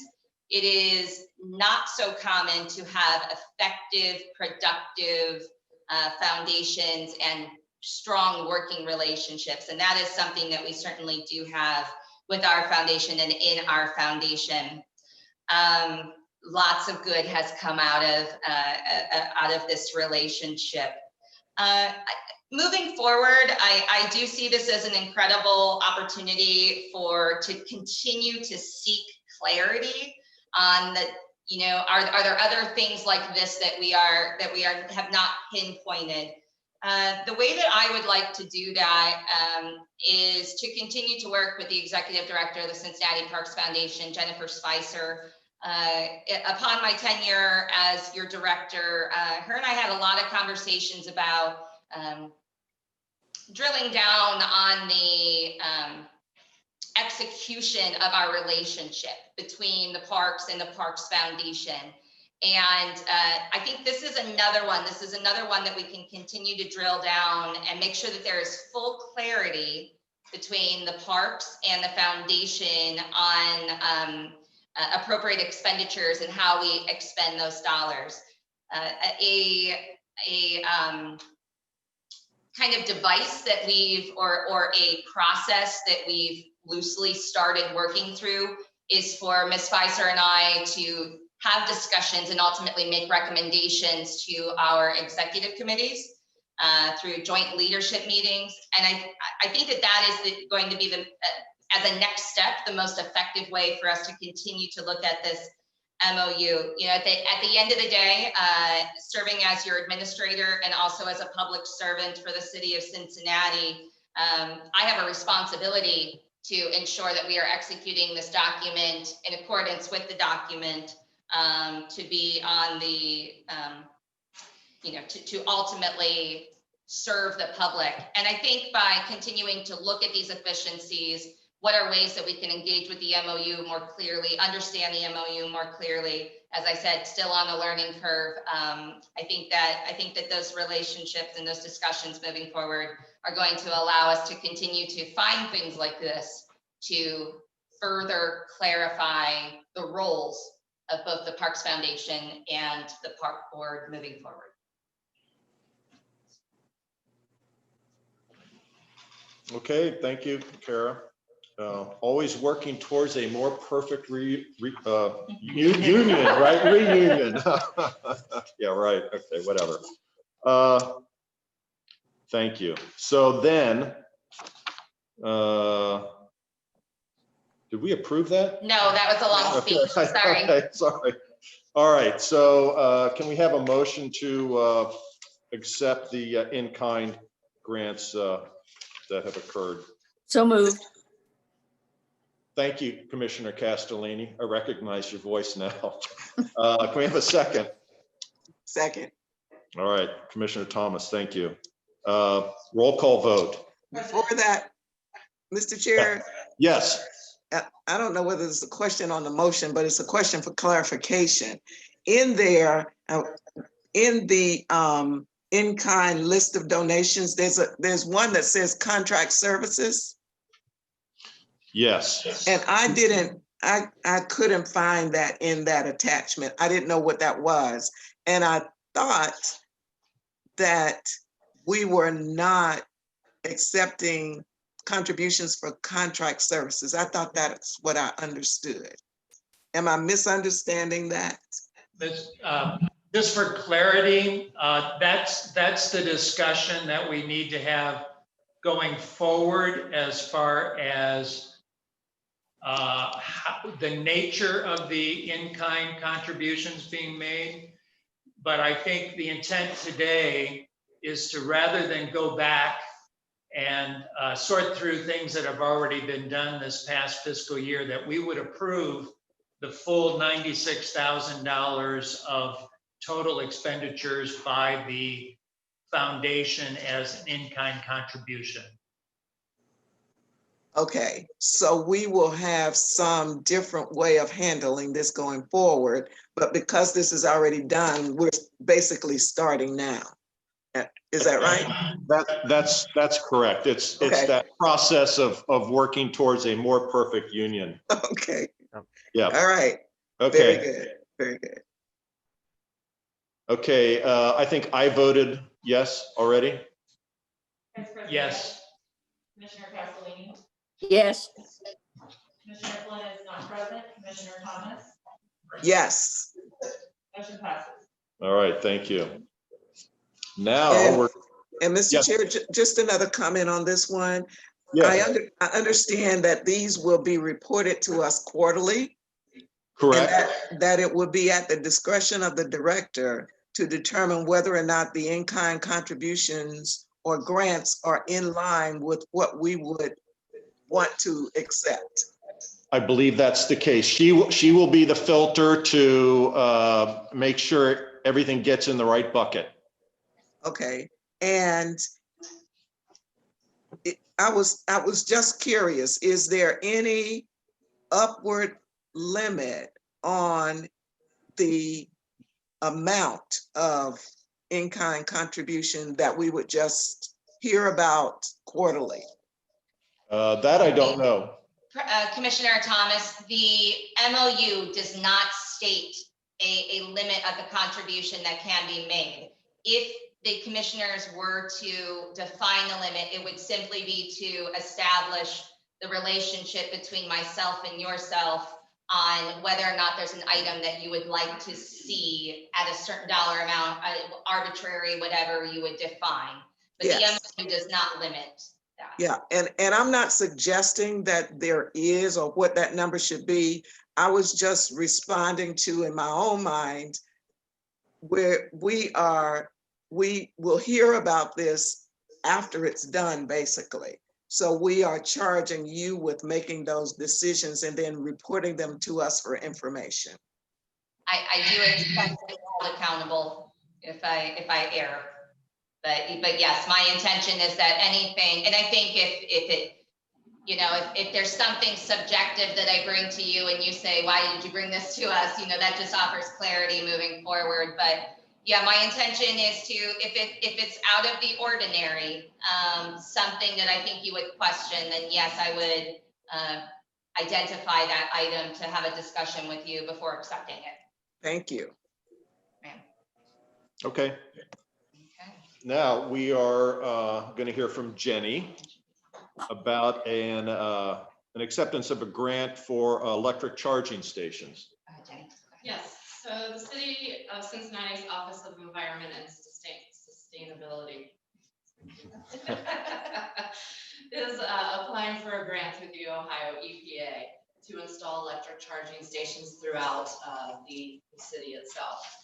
And OES is working with multiple city departments to determine the best locations for these electric charging stations. When they came to parks, we agreed to submit 4 possible locations, one being Sawyer Point, Eden Park, Burnett Woods, and Inwood Park. Just to give you a little background, Sawyer Point already has 2 locations for electric charging stations. They have the infrastructure, but unfortunately, the actual operation of it does not exist anymore because the previous business went out of business. And therefore we can't get any parks to make them function anymore. The area for the Eden Park location would be the public lot up here by the Art Museum. And Burnett Woods and Inwood Park those locations would still be determined if they were chosen. OES is doing an analysis of to see if there are viable locations, all 4 locations itself, depending on traffic, how often they think they would be used, what's near geographically in the area to see, to determine which locations they want to go with. I think they have over 40 locations throughout the city right now identified as possible locations. They will be releasing their selected locations, or their top 5 or 10, whatever the amount would fit into their grant amount would be, that it will be released soon to let us know if we would be selected for any of these 4 locations. I feel that just in conversations that I've had with OES, that Sawyer Point will be selected as probably one of those locations just because it already has the infrastructure and it wouldn't cost as much to install these, reinstall these electric charging stations. The grant itself pays for 100% of the installation for the stations itself, plus it comes with funds to do a 5-year maintenance agreement with that. And the reason I'm bringing this to you today, the applications are due September 30th, and I would like to know if we were awarded the grant, if we would be able to accept those funds in order to help maintain those before they even submit an application. So that's why I'm coming to you today. the selection, once they do the application, the award would not come until probably January, and I can definitely keep you informed of that, of how everything is going. But before they actually submit an application and take up a spot for those locations, I am asking to approve the acceptance of the grant dollars if awarded for these electric charging stations. Okay. Maybe it's my minute detail. Are these quick charge stations, or are they the slower? I think there's like 3 levels of charging, and one is super fast and one takes like forever, and there's one in between. Do you know I what? believe these are the quick charge. Quick charges, okay. Yes, the stipulations for these locations, one, it has to be a public site, and those sites have to be open for 16 hours at a minimum. So they are intended for people that are maybe coming to work. They can charge their car while they're at work and then go about their business. But I believe they are quick charging stations. Any questions or comments from? I'm fully supported. Just a question. The parking lot up by the Art Museum is not park controlled property. So why are we involved with that one? I thought maybe it is not park control property, but I thought the public lot, not at the museum, but next to it was park property. Steve, are you aware of that? Yeah, we're talking about the lot that is behind the bus station, but the bus stop and the entrance to the art museum. That is part of Eden Park. It's public property. So you're down the hill, not adjacent to the park, not adjacent to the museum. Across Right. I see it. Okay. Yep. Okay. Any other questions? Is there a cost to maintaining these?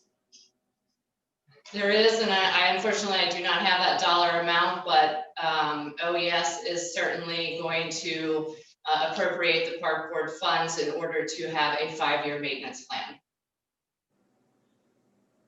Okay. Is this a revenue generating? It can scheme? be. They could either be free of charge or we can charge for them. For it, okay. So that's up to us? That's correct. Okay. I would move to give you our support for applying for Yeah, right, whatever. grants. I move to accept your recommendation. Do we have a second? Second. All right, roll call vote. President Linder? Yes. Vice President Yes. Wright, Commissioner Castelline? Yes. Commissioner Flynn is not present. Commissioner Thomas? Yes.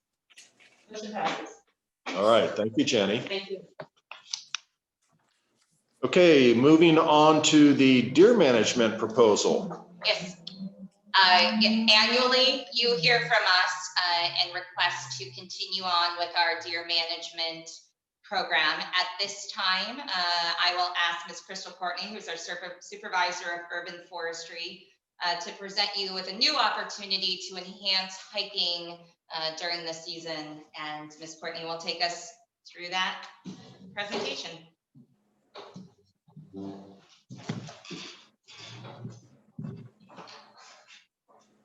So I prepared a short presentation just to kind of put things into perspective.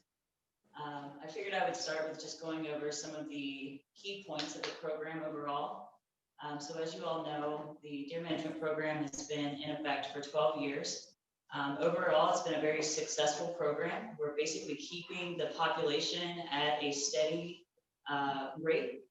We have slight increases and slight decreases, but nothing exponential.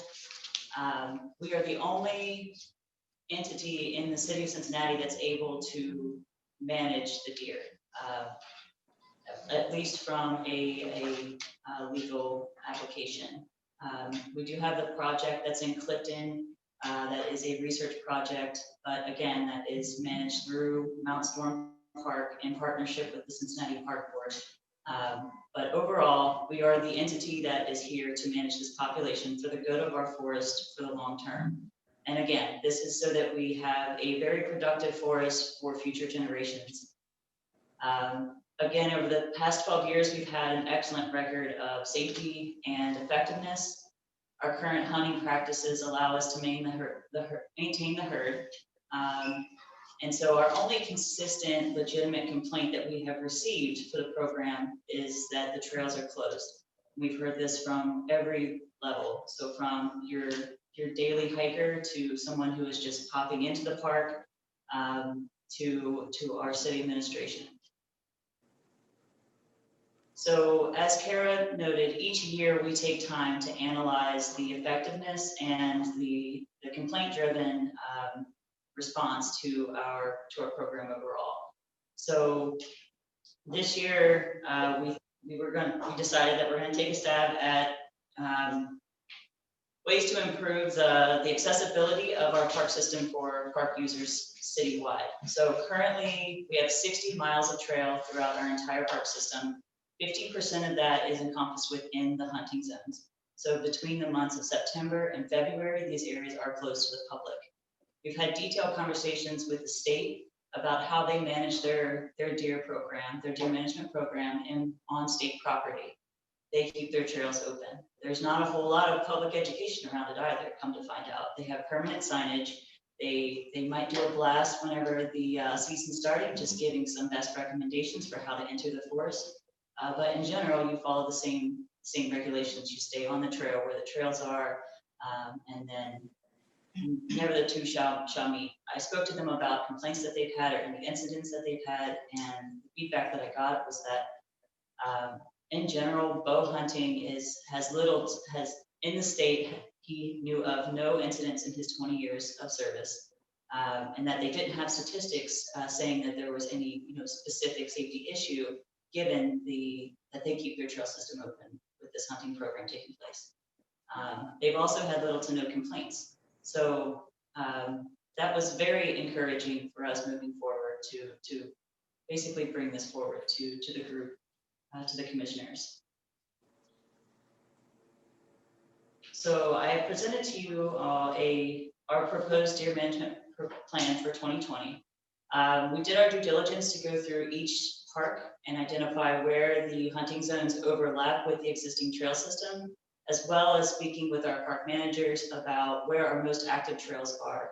And so in the proposal, there were trails. In the proposal, I included every park that we hunt. So there are 10 parks. In those maps, you can see where the hunting zones are in relation to the trail system. The trails that you see on that map have a 30-foot buffer on them, so you can see what the impact of that buffer zone is going to be. There's also a 200-foot buffer around the entire park boundary and in accordance to the boundary of any building or any road. So these are already established boundaries that our hunters are used to. In speaking to our hunters about people passing through these hunting zones, they indicated to us that this is already happening. So basically, we are allowing hikers to make the decision as to whether or not they want to hike in this area, and to educate them with the precautions that they would want to take if they were entering the zones. But like I said, at this point, there are already hikers passing through the areas. Our hunters have regulars that they know and speak to, and in accordance, the hunters generally set up further away from the trails because of this interaction. They want to go somewhere that's more remote. So overall, I do not think that this will impact the deer management process as we have it today. I believe we will be able to maintain our call levels as they have been. This is solving 50% of our problem, right? So the greatest complaint that we have. So with this, as I noted, we developed a pilot program. I presented that in the packet. This is what we're going to try to implement this year moving forward with your approval. Also in those, for each map, I indicated how many miles of trail we would be gaining in case you had any interest or had any communication with community members or CPACs, what this impact would be. Beyond that, I've been speaking closely with our business service team. So I think our greatest challenge moving forward is just to improve the public perception, to educate the public and our hunters about what the impacts of this decision might be. And so we are, with the approval to move forward, we're going to work very closely with our business services team to develop basically a media package, both from press releases, videos, videos of me, videos with our hunters, videos with hikers, to really, celebrate the good work that our hunters are doing, and to celebrate the access that people will now have to all of our parks. And so based on what we learned from that feedback, and in addition to that, really going to our CPACs and educating them about what this proposal would mean, how it might impact the park users there, and ways that we can improve. We'll take the feedback from that mass campaign and finalize exactly what our program is going to look like for 2020, and that'll start in September. A big piece of that is going to be signage. So developing the right sign that has the right message at every trail intersection, wherever that needs to be. And that was one of the key points that law gave to us as well. As long as we are adequately signing our parks to say what's happening, then we're basically have 2 recreational opportunities taking place within the same area. And so we already do that. Our signs have a specific message now, basically closing off the area.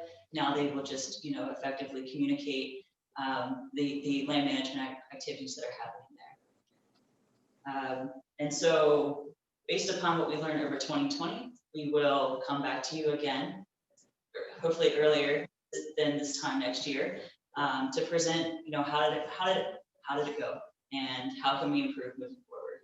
So with that being said, I'll take any questions that you have. Obviously, Crystal and I can provide different perspectives on your questions. I'm happy to answer any questions from an administrative standpoint, and Crystal, as our resident expert, is able to answer questions based on her expertise as well as her team's expertise. I think it's great solution. And I know deer hunters, they have to get within, 25, 30 yards to make a good, clean shot. And they are probably the pinnacle of hunters, most challenging, short of the guys that go out just with a knife. I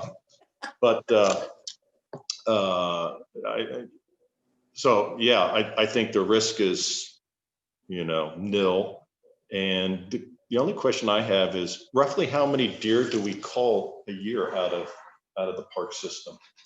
It's different for each park, and after a detailed analysis over the lifetime of the program, I've seen a shift between our east and west districts. So it seems like the population in our east district is increasing, and the culling numbers in that area are also increasing.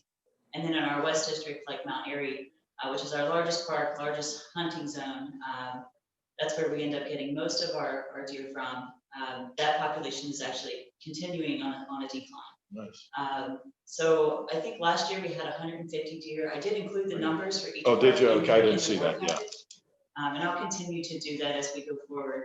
I do have the analysis for each park as well to show what the trend has been over time, and also what our infrared surveys are showing.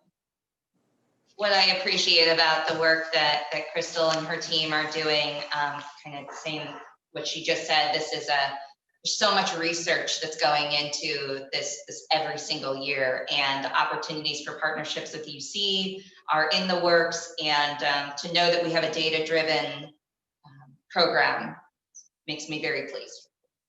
And we've done, what is it, intersects, to kind of get a sense of what kind of impact or pressure it's relieving on our forests. And then we've done, I can't remember the term, where you fence the stuff and fence the critters out and see how that looks over time compared to the stuff that the critters have access to. Yes, sir. So you're referring to the transects that were laid out? Transects, yeah, thank you. Yeah, we did it specifically in Mount Airy and in California Woods, so 2 of our prime jewels as far as our forest resources go. And the deer exclusion areas are a constant piece of research that there have been years where the research gap was not filled. We either didn't have staff in place or didn't have the right intern. So this is the intention moving forward in a partnership with UC's biology department. Mm-hmm. So I was able to make a great connection with Dr. Ken Petrin. We've actually been written into an NSF grant, a National Science Foundation grant, for a long-term ecological study, where they will be utilizing park property to do the research that we want done. So beyond just our transect data and the deer exclusion areas, really taking a detailed analysis of what the forest composition is, what the wildflower composition is, to really, not only from a scientific standpoint to know what we have out there and what we're protecting for future generations, but to also celebrate it. So to drive people to our parks to say, if you want to see Trillium grandiflorum in its full form in April, you got to go to California woods and it's along this trail. So I think that'll be our continued partnership, not only with UC, but also with our Explore Nature team. And using current technology that's available out there to really educate our park patrons and to celebrate the resources that we're protecting. Because at this point, 70% of our parkland is covered with forest, is covered with canopy. So it is our greatest asset. I am biased. Mr. Chair. Yes. I really appreciate the work done on this, and what I'm specifically, or more, most specifically, thankful for is that this approaches a request from the community, from the citizens that have asked for access to the parks, and the approach that you've taken with the research and being our expert, being our expert on how this can be done safely. I think it's a win-win for us that we continue with the great program, plus done in a way that we can open up the trails as has been requested by so many citizens. So I appreciate it. Any other questions or comments? Mr. Chair, Yes, ma'am.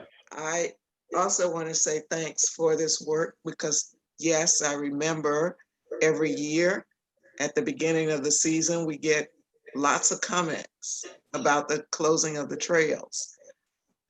Because this is going to be new, and I know I heard that there will be signage, I think we really have to err on the side of over communicating because this will be new. And I understand that the hunters are already very cautious about it because people have been breaking the rules and going on the trails anyway. But I just think we just have to be very diligent about communicating that hunters and hikers will be occupying relatively the same spaces. Yes, ma'am, I couldn't agree more. And that is absolutely the first step. As soon as we leave here today, if this is what we're charged with, that is where the rubber hits the road, is in developing that media package, that outreach and public education. Okay, any other questions? All right. I'm sorry, I just had a really minor one. When I was reviewing the packet, I was looking at the chart on harvest per park. And there's something funny about Mount Airy. So just because I'm a nut about numbers, I didn't understand that, but I can get that. Just wanted to know what those numbers were. I think the 36 should be out of there. It's just that 2019-20 harvest should be down. Okay, so that first Mount Airy line shouldn't even be there. It's really 78 to 1151 for the total of that period. Is that right? Yes, ma'am. Okay, thank you. For that question. Thanks. My pleasure. Okay. So can we have a motion to accept the recommended deer management proposal? So moved. Have a second? Second. All right, roll call. President Linder, Yes. Vice President Gill, Yes. Commissioner Castellini, Yes. Commissioner Flynn is not present, Commissioner Thomas, Yes. motion passes. All right, thank you. Thank you for your support. Yes, very much so. This is great. I think 1,765 deer taken out in the last 12 years. Figure each of them had twins or triplets, which they typically do. Just imagine the destruction, You know, it'd be a naked forest out there with all the deer eating everything up. So, Absolutely. I'm yeah. eternally grateful for the hunters that we have. in our yeah, program. absolutely. And they are safe. And this is not an uncommon situation. There are a lot of, you know, parks, I guess, out there that combine deer hunting and hikers. Yes, sir. Yeah. Thank you. Moving on, we have up next is the Burnett Woods invasive removal contract. We're going to remain with Ms. Courtney here to walk us through this contract that we are ready to present to you. So I have a slide on. It's on the same, oh, it's a slide, yeah, sorry, yeah.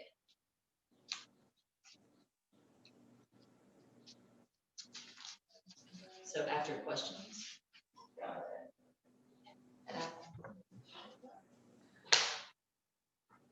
Okay, sorry, no worries. So I just want to give a little background on this grant overall. So last early spring, we were charged with removing all the invasive species in Burnett Woods and given a dollar amount of $250,000 to make it happen.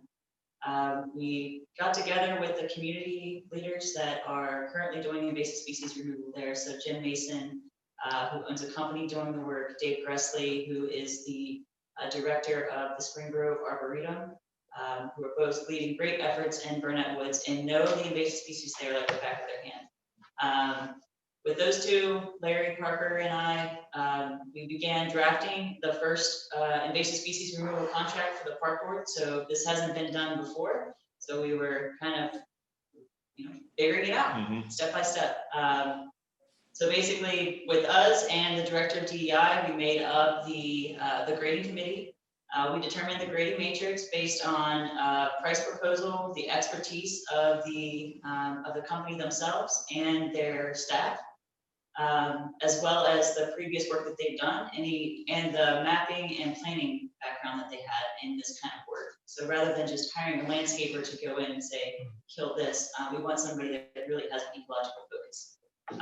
With that, the last thing that they were graded on was their work plan and methodology. So we gave them a prompt. We gave them Area A in Burnett Woods and said, there's some ecological treasures here. We have a lot of great native wildflowers and we have a stream. So how would you approach this? And that was basically one of our greatest tools in determining which contract we were with. So with that, we determined that Mad Scientist Associates, which is a company based out of Northern Ohio, is also a woman-owned business, was our best candidate, was our best bid. They were also the highest price, but they even receiving 0% or 0 points in that 30% category, they still exceeded the rest of the bids that we did receive.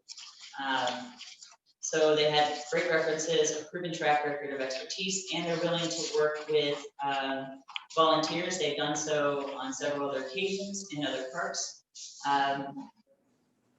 And they were the only company that was able to meet the 15% SPE goal. So with that, I have the draft contract in front of you. So this is what I've been working on with law and purchasing department. And so we are still waiting on one final piece, which is the budget allocation. So we're getting hourly rates from them to put in the contract. But I was informed that rather than waiting for every single little detail to work out, the bulk of the contract is there. So you have our scope of work. You have the expectations of the contractor and basically the methodology that we're going to employ to carry the project out. So with this, I just wanted to give you a little background on how we will be handling the project management for the site. So basically the area is divided into 4 quadrants.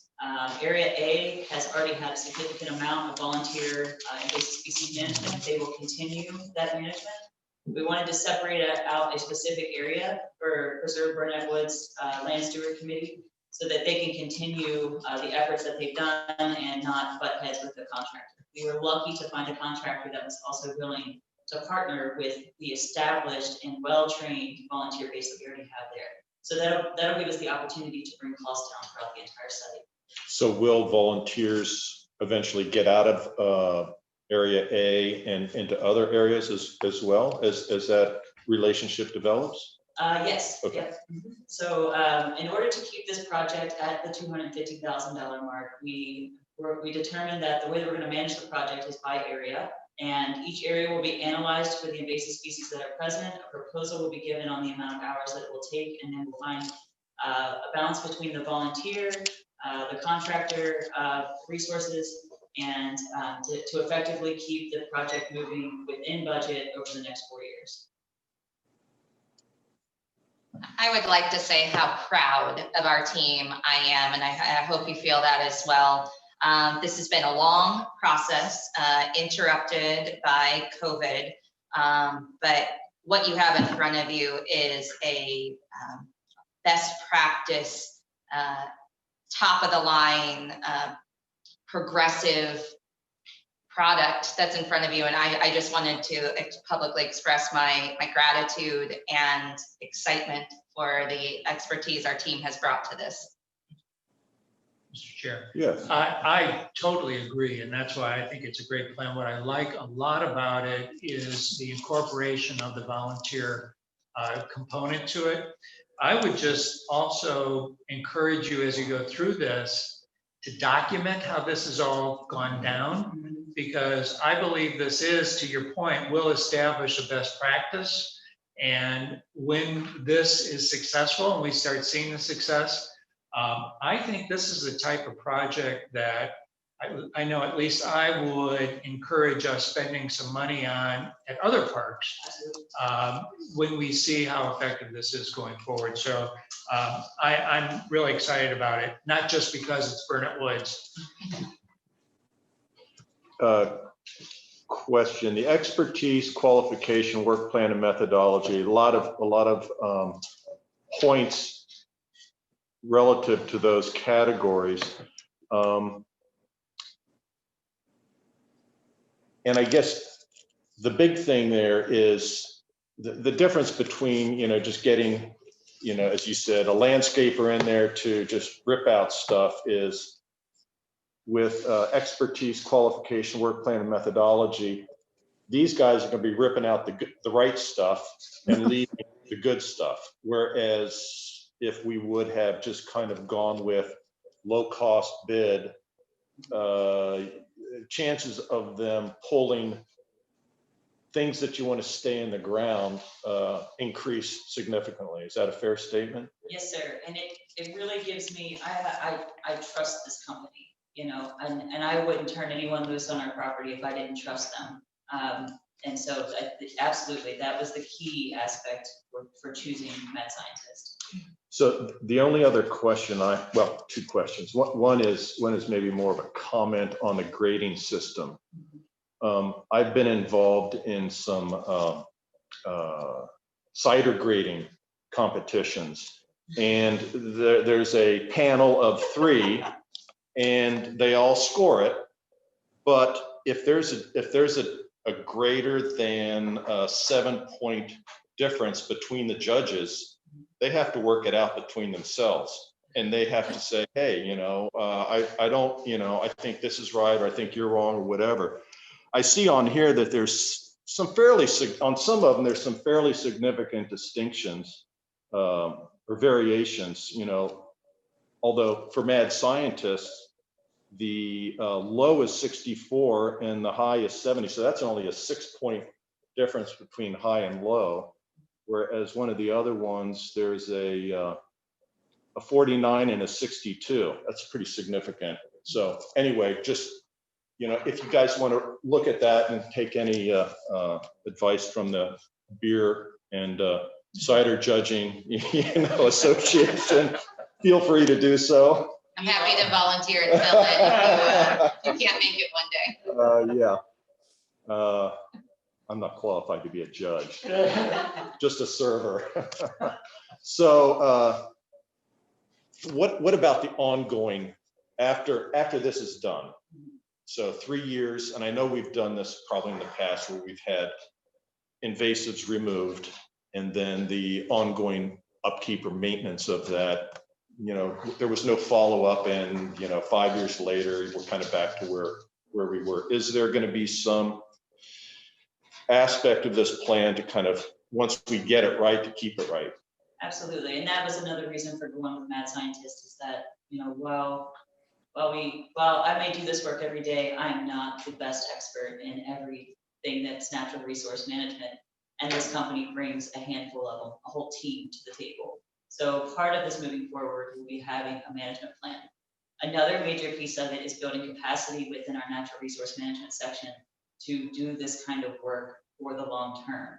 And that currently that is being achieved by developing a comprehensive volunteer program. We recently had approval through our law department to allow volunteers to apply a pesticide if they are trained in spraying under a pesticide applicator's license and have insurance to cover the liability of said project. It's a whole new world of being able to take somebody who might show up at an invasive species removal and train them up to the status of being able to have them walking around our forest with a backpack sprayer, knowing that they are trained, they know what they're targeting, they have been approved and have proven their abilities. And honestly, I don't think that it would be capable to manage the 5,000 acres, 70% of which are forested, without that kind of workforce. So hopefully part of this, you will do a brain dump from Mad Scientists. Yes, so sir. that we start to get that expertise in-house and then dispense that understanding through staff as well as volunteers. Absolutely, and as Commissioner Getz pointed to, this is the first time we've done this kind of project, but this will be our model. This will build our model moving forward, and it will be analyzed throughout the next 4 years. It will change as we move to, all in Alms and California woods and all of these other jewels that we have throughout the city. So yes. Volunteers spraying anything besides Roundup? No, sir. Okay, so that's basically what their glyphosate is what they're. Yeah. And it's spot treated. It's on the trucks, correct? Yes, ma'am. And After it's cut, then you spray it, right? as we start to manage other invasive species outside of woodies, which is what you would generally use glyphosate for, we will be getting into other chemicals like triclopyr and these sorts of things. But that is the intention. Anytime that we're applying pesticide, is to use the right amount, the right adjuvants, the right mixture to have the most effective kill with the least amount of chemical going on the ground, or on the plant, I should say. It should not be going. And I think this is going to be a great opportunity for volunteerism. I mean, it's one thing, and I know helping out with some people in Burnett Woods, it's so inundating to go in there and you're doing this massive approach.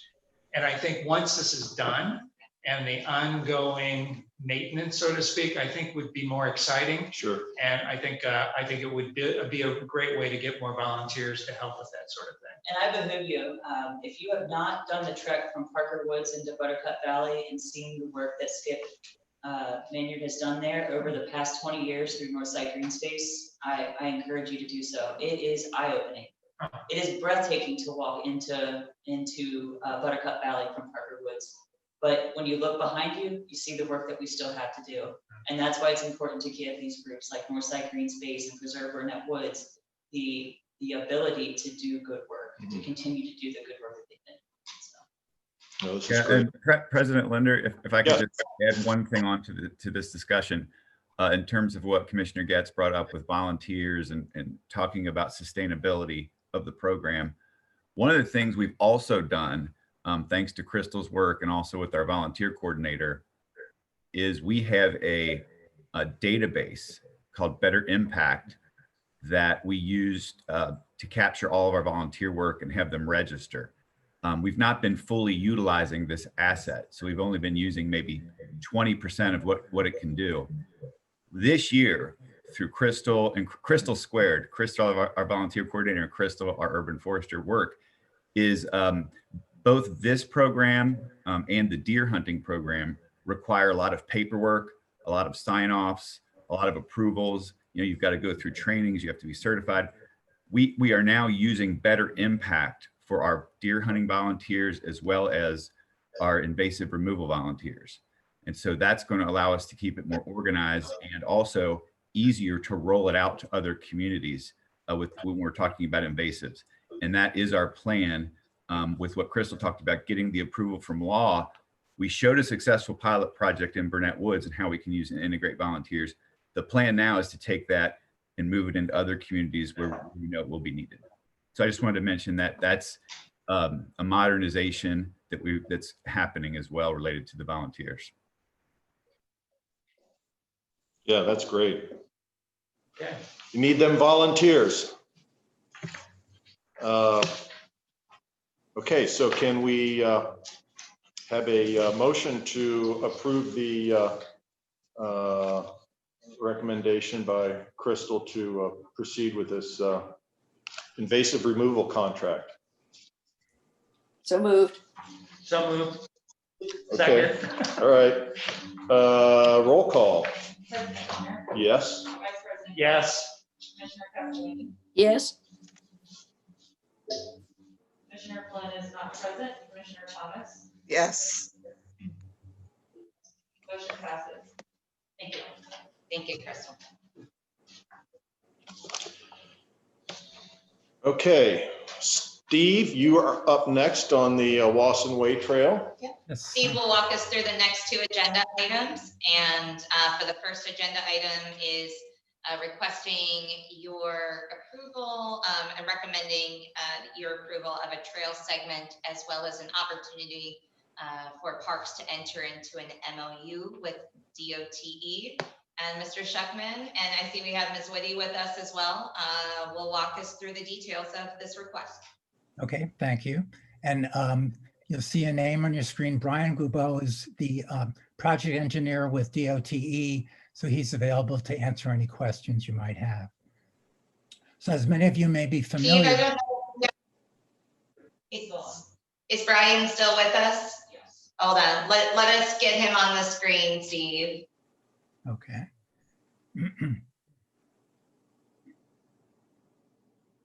Brian. We know we have him with us, but we can't see him. He's been patiently waiting for 3 hours. Jeez. Well, Yeah, that's understandable. I am here. Brian, are you with us? Yes, I believe my video is in master muted. I'm trying to run Yes. my video and it's not. Are letting- you okay with us undoing, or are you okay with us making your camera live? Yeah, I'm fine. Yes, Okay. thank you. shall I? One more moment, Steve, please. Yeah. Thank you. There we are. Thank you for joining us, Brian. Thank you. All right, Mr. Sheckman, it's all yours. Thank you. So as many of you may be familiar, Wasson Way is a bike trail / mixed use trail that's being developed on an old rail line. Parts of it are open now, parts of it are under construction. The last piece that's before you today goes through Alt Park. So it would extend from Madison Road past Hyde Park Plaza. It just will skirt the northeast corner of Alt Park. It would proceed over an old railroad trestle that is in the park. It's over the Valley Trail. And at the far end of the trestle, through a series of switchbacks, the trail will lead people down to, it's an accessible route, to Old Red Bank Road. And attached to the report, you see drawings showing the phases, also showing how it connects to the regional trail. So where that new section in Old Park will bring walkers and riders down to Old Red Bank Road.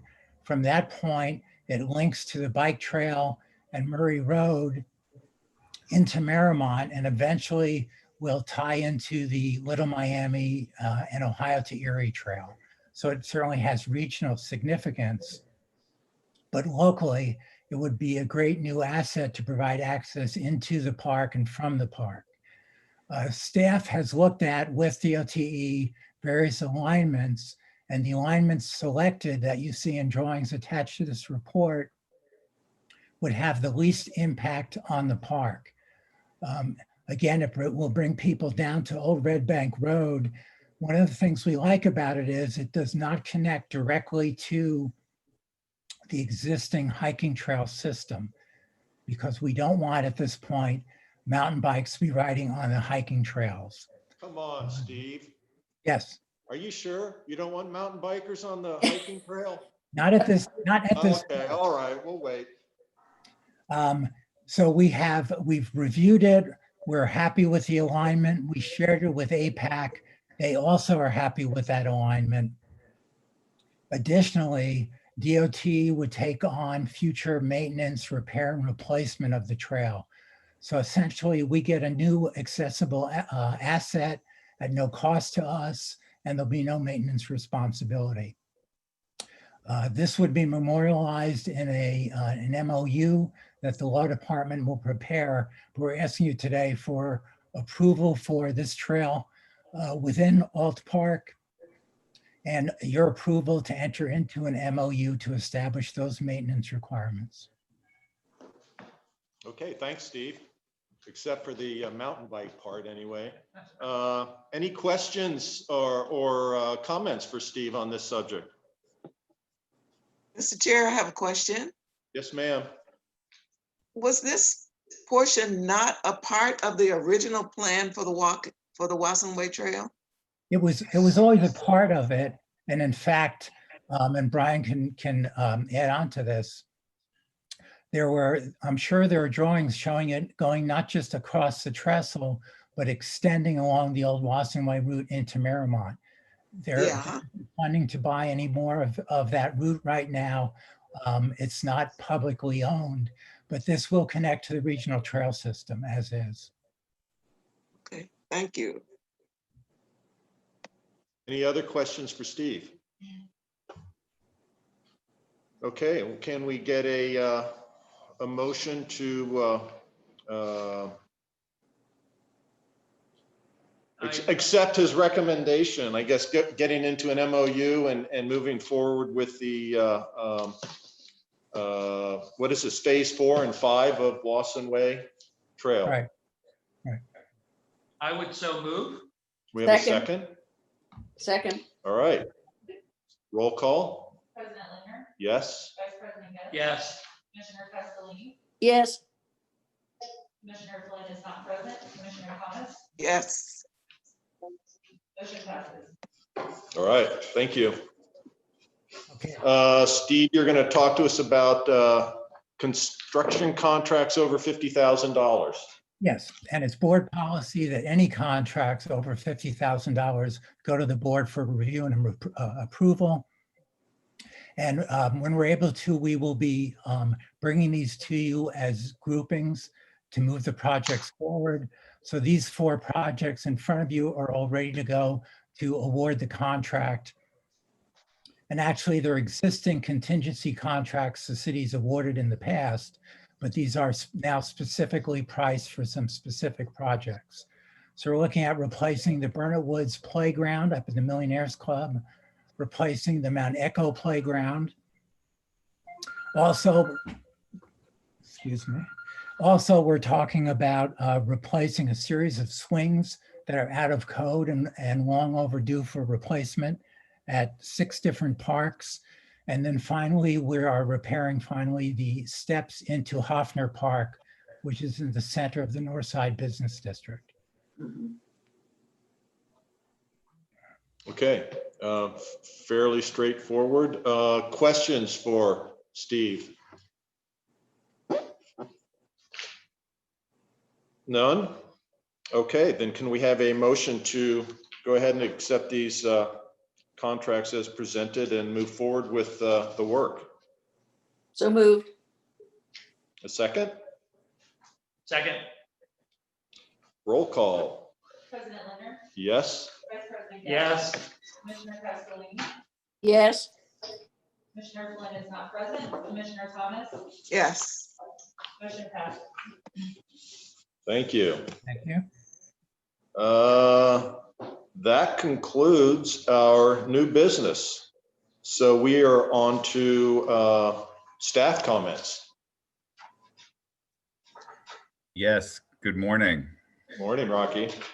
I know we've covered a lot of ground today, but for you all and also we've hovered between 16 and 17 viewers on our YouTube channel.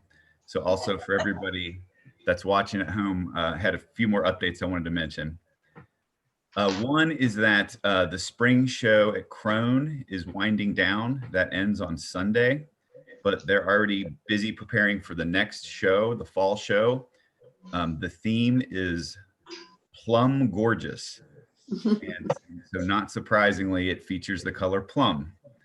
So it should be a beautiful show. It runs from September 5th through October 25th. It's presented by the John A. Schroth Family Charitable Trust. It's open Tuesday through Sunday from 10 a.m. to 4 p.m. And we hope everybody will check it out and get by to see it. Secondly, with regard to the Explore Nature program, staff has been very busy planning on what their fall will look like.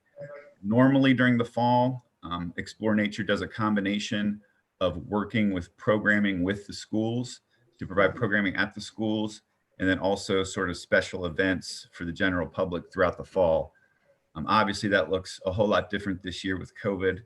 And so we've been working with CRC and CPS, as well as other partners, to figure out how our staff can help supplement programming. And the way it's shaping up so far is that they'll be working with CRC to provide programming at rec centers, because there's going to be a gap to fill there in terms of programming. And then they're also looking for opportunities to bring the students to nature centers that are close to CPS schools. And that also will involve, the first part of that will also involve virtual learning opportunities, which is something new for our Explore Nature team. But we're really looking at this as an opportunity where, some of the CRC programming ends up being virtual.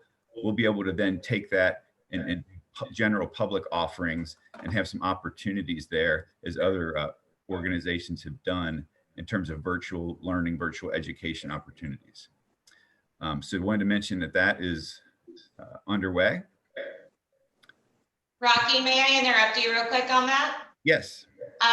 We've got Mr. Larry Parker on the call as well, and both him and Jennifer Harton, our regional manager for Explore Nature, have really taken this challenge of a new environment and run with it. I cannot express my more excitement for what this new program will look like. And I just wanted to commend Mr. Parker and Ms. Harton, who's not with us, on their efforts. And thank you to Rocky and your team for being right by their side and helping to be a part of the creative process.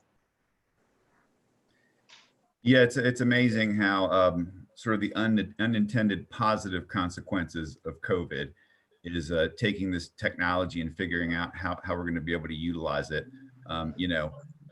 5-6 months ago, I don't know if I'd ever been on a Zoom call, and now everybody uses it and incorporates it. So it has been an unintended positive consequence for sure.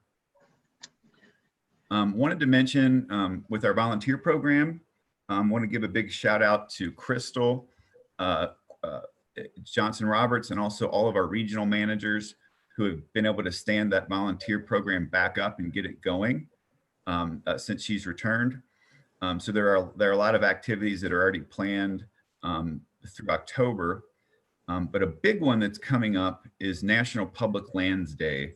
And for those of you that aren't familiar, this was established in 1994 as the nation's largest single-day volunteer effort. It celebrates the connection between people and green space in their community, environmental stewardship, and service. And this year, Crystal and the team and the managers have really taken the bull by the horns. The date is September 26th. We've got about 15 different volunteer projects in different parks. They range from across our entire system: Avon Woods, Burnett Woods, La Boida, Caldwell Nature Center, Sooty Acres, Eden Park, Alt Park, Bettman Nature Preserve, Mount Airy, Juergens, Hoffner, California Woods. So there's a lot of opportunities. Our volunteer events look different. We've got to limit them to groups of 9, for example. We've got to make sure that everybody's wearing masks. We've got more individual opportunities, but there are still plenty of opportunities. So we encourage anybody that's interested in participating to check out these opportunities. You can go to our website, cincinnatiparks.com, click on volunteer. You can see all of our volunteer opportunities, but also you can see all the information about National Public Lands Days. So really looking forward to that and promoting it to try and get as much work done as we can. We also are glad to announce that the Hyde Park Square project is nearing completion, which we're very proud of. And we have been working on sort of a kickoff, a grand unveiling for that. It's not going to be an in-person event, but we have been interviewing key partners at Parks. Thank you, President Linder, for your participation. Yeah, I did it like if you want to see a hostage video, just watch my presentation. And it looks just like a hostage video. Well, it is appreciated. Also, the Parks Foundation, our partners there, as well as the Hyde Park Business Improvement Association and Parks users. And we're hoping to have some fun with this, where we're going to have a video assembled where all the leaders, Kara is going to be involved as well, where all the leaders are cutting ribbons. And there'll be a virtual tour of what the new space looks like. It really looks beautiful if you haven't seen it yet. And I'm trying to find some creative ways to encourage the public to go out, check it out, see the new features, and visit the shops in the area, and support our businesses. So we're looking for September 10th is the day that we're going to be marking that occasion. Last month, I mentioned to you all that we were preparing to roll out the Relief program. Well, we did, and boy, did it go off with a bang. Within about a week or so, we had all of our trees were accounted for. We had more trees this year than we had to offer for last year, 850 trees. And I think this is really a testament to the wonderful partnership we had with the Parks Foundation and especially our new sponsors, Mad Tree Brewing. We worked on that for several weeks, putting together an outreach campaign, social media, website. We had a lot more planned. So it's really a testament to that, but I think it's also a testament to the demand that there is out there for the program. So we're really excited about that, and are already next year are planning to look at the flyover data, look at how we can get more trees and distribute even more trees for next year, make it even bigger and better, continuing to build on the success. You might recall that 2 years ago, we only handled about 200 trees. So really want to thank our sponsors, really want to thank the foundation and all the folks out there who ordered up trees. And so now they'll be picked up to be planted in October, mid to late October. And then finally, yes. Rocky, a question on that.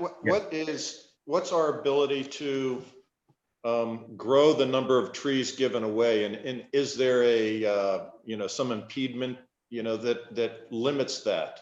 It's great that we've gone from 200 to 800 and some odd. I'm wondering, what Yes, the sir. limit, is that we've got. Yes, sir. And I think that's a great question. So the urban forestry assessment that we receive through the property taxes has to be planted on public property. So those funds can only be used for those trees. So with Relief, we really need to rely on sponsorships and external funding so that the trees can be planted on private property. Okay. So that's where Mad Tree's been so crucial. In prior years, it was the Duke Energy Foundation. I think, if we could find additional sponsors to step forward, I don't really think there's much of a limit. I think we could easily do more than we handled this year. I mean, there's some logistics that would have to be worked out because they have to stage the trees somewhere. There's only so much room. Again, Mad Tree stepped forward and they're going to let us use their parking lot this year to stage the 850 trees when we give them away. We're going to have like a drive-through set up around their brewery. So I think, there'll be, of course, there's some limit, but we could certainly do more if we can go out and and find some additional funding. Okay, thank you. And then finally, we need to remember to have fun too, right? So one of the cool things that came out of COVID, some of you might have seen this, maybe not, were silly walk zones where people would mark silly walk zones. You walk through them, you do your best silly walk, maybe take a video of what you're doing, share it on social media. Have you heard of this? Oh, it's all over the We wanted to get in on the fun. So we've created 2 of these. We've got, and they're both at the riverfront. One is set up under the middle tunnel at the Purple People Bridge. The other is under the Roebling Bridge over by where the Checker and Chess are. And so we encourage everybody, next time you're down there, park board commissioners, next time you're in the area, let us know. We'll get down there, we'll get a video of it. We'll send a camera down, and we'd love to use that for our social media. So we have to remember to have fun too, and wanted to let people know that that's there if you're in the area. Thank you. Okay. Commissioners' comments. Anybody? Yes, I would just like to give a sitting ovation to Mary. The job she's done to create this Zoom deal and all she's done electronically of late. She's been on a steep learning curve. Thanks, Mary. Yeah, well said and well deserved. Thank you, Mary. And I'll follow in that same line. I just want to publicly thank our director for looking at the time that she has stepped into this role and what she has been hit with on a daily basis since that time. I just want to publicly thank you for your leadership and the outstanding work that you've done navigating this organization through what is a difficult time. And I know it's not over yet, and there's a lot of big things, but I just want to make sure that you know publicly the great job that the commissioners think that you're doing. So I want to just thank you for that. We'll do another sitting, Susie. Sitting. Thank you very much. I am only as strong as my team. So I know you've heard from a lot of them today, and I think together we're doing pretty fantastic as well. Thank you. Yeah, echo those sentiments, for sure. And you do have a really strong team. It's great. Any other comments from commissioners? None? Okay. Well, yes, ma'am. For the purposes of the executive session. Oh, yeah. I got to read the. Sorry, I had to do it. That's all right. You caught me before I adjourned the meeting. Okay, well, So thank you very much. We will need to announce to the public who are watching the live stream that we'll be cutting Yeah, the live okay. stream video for the purposes of the executive session. We will reconvene. Just to shortly adjourn. after, only to adjourn, and that no further business will be occurring. Yeah, thank you. So to those 16 or 17 people out there watching us, pass on the good word that this team is doing. They are outstanding. We are going to go into executive session. And then when we come back, so we're going to be cutting you off in an executive session. We will come back, but we're only coming back to adjourn the meeting. So there's really no point. You can hang on if you want, but all you're going to see is us saying goodbye to you after this. So with that, I move that we enter into executive session pursuant to RC 121.22 parenthesis G parenthesis 3 to confer with our attorney concerning a dispute that is the subject of pending and imminent court action. So we have to have a vote on that? Yeah. We do, don't we? Yeah. Roll call. Okay, so I would like. roll call.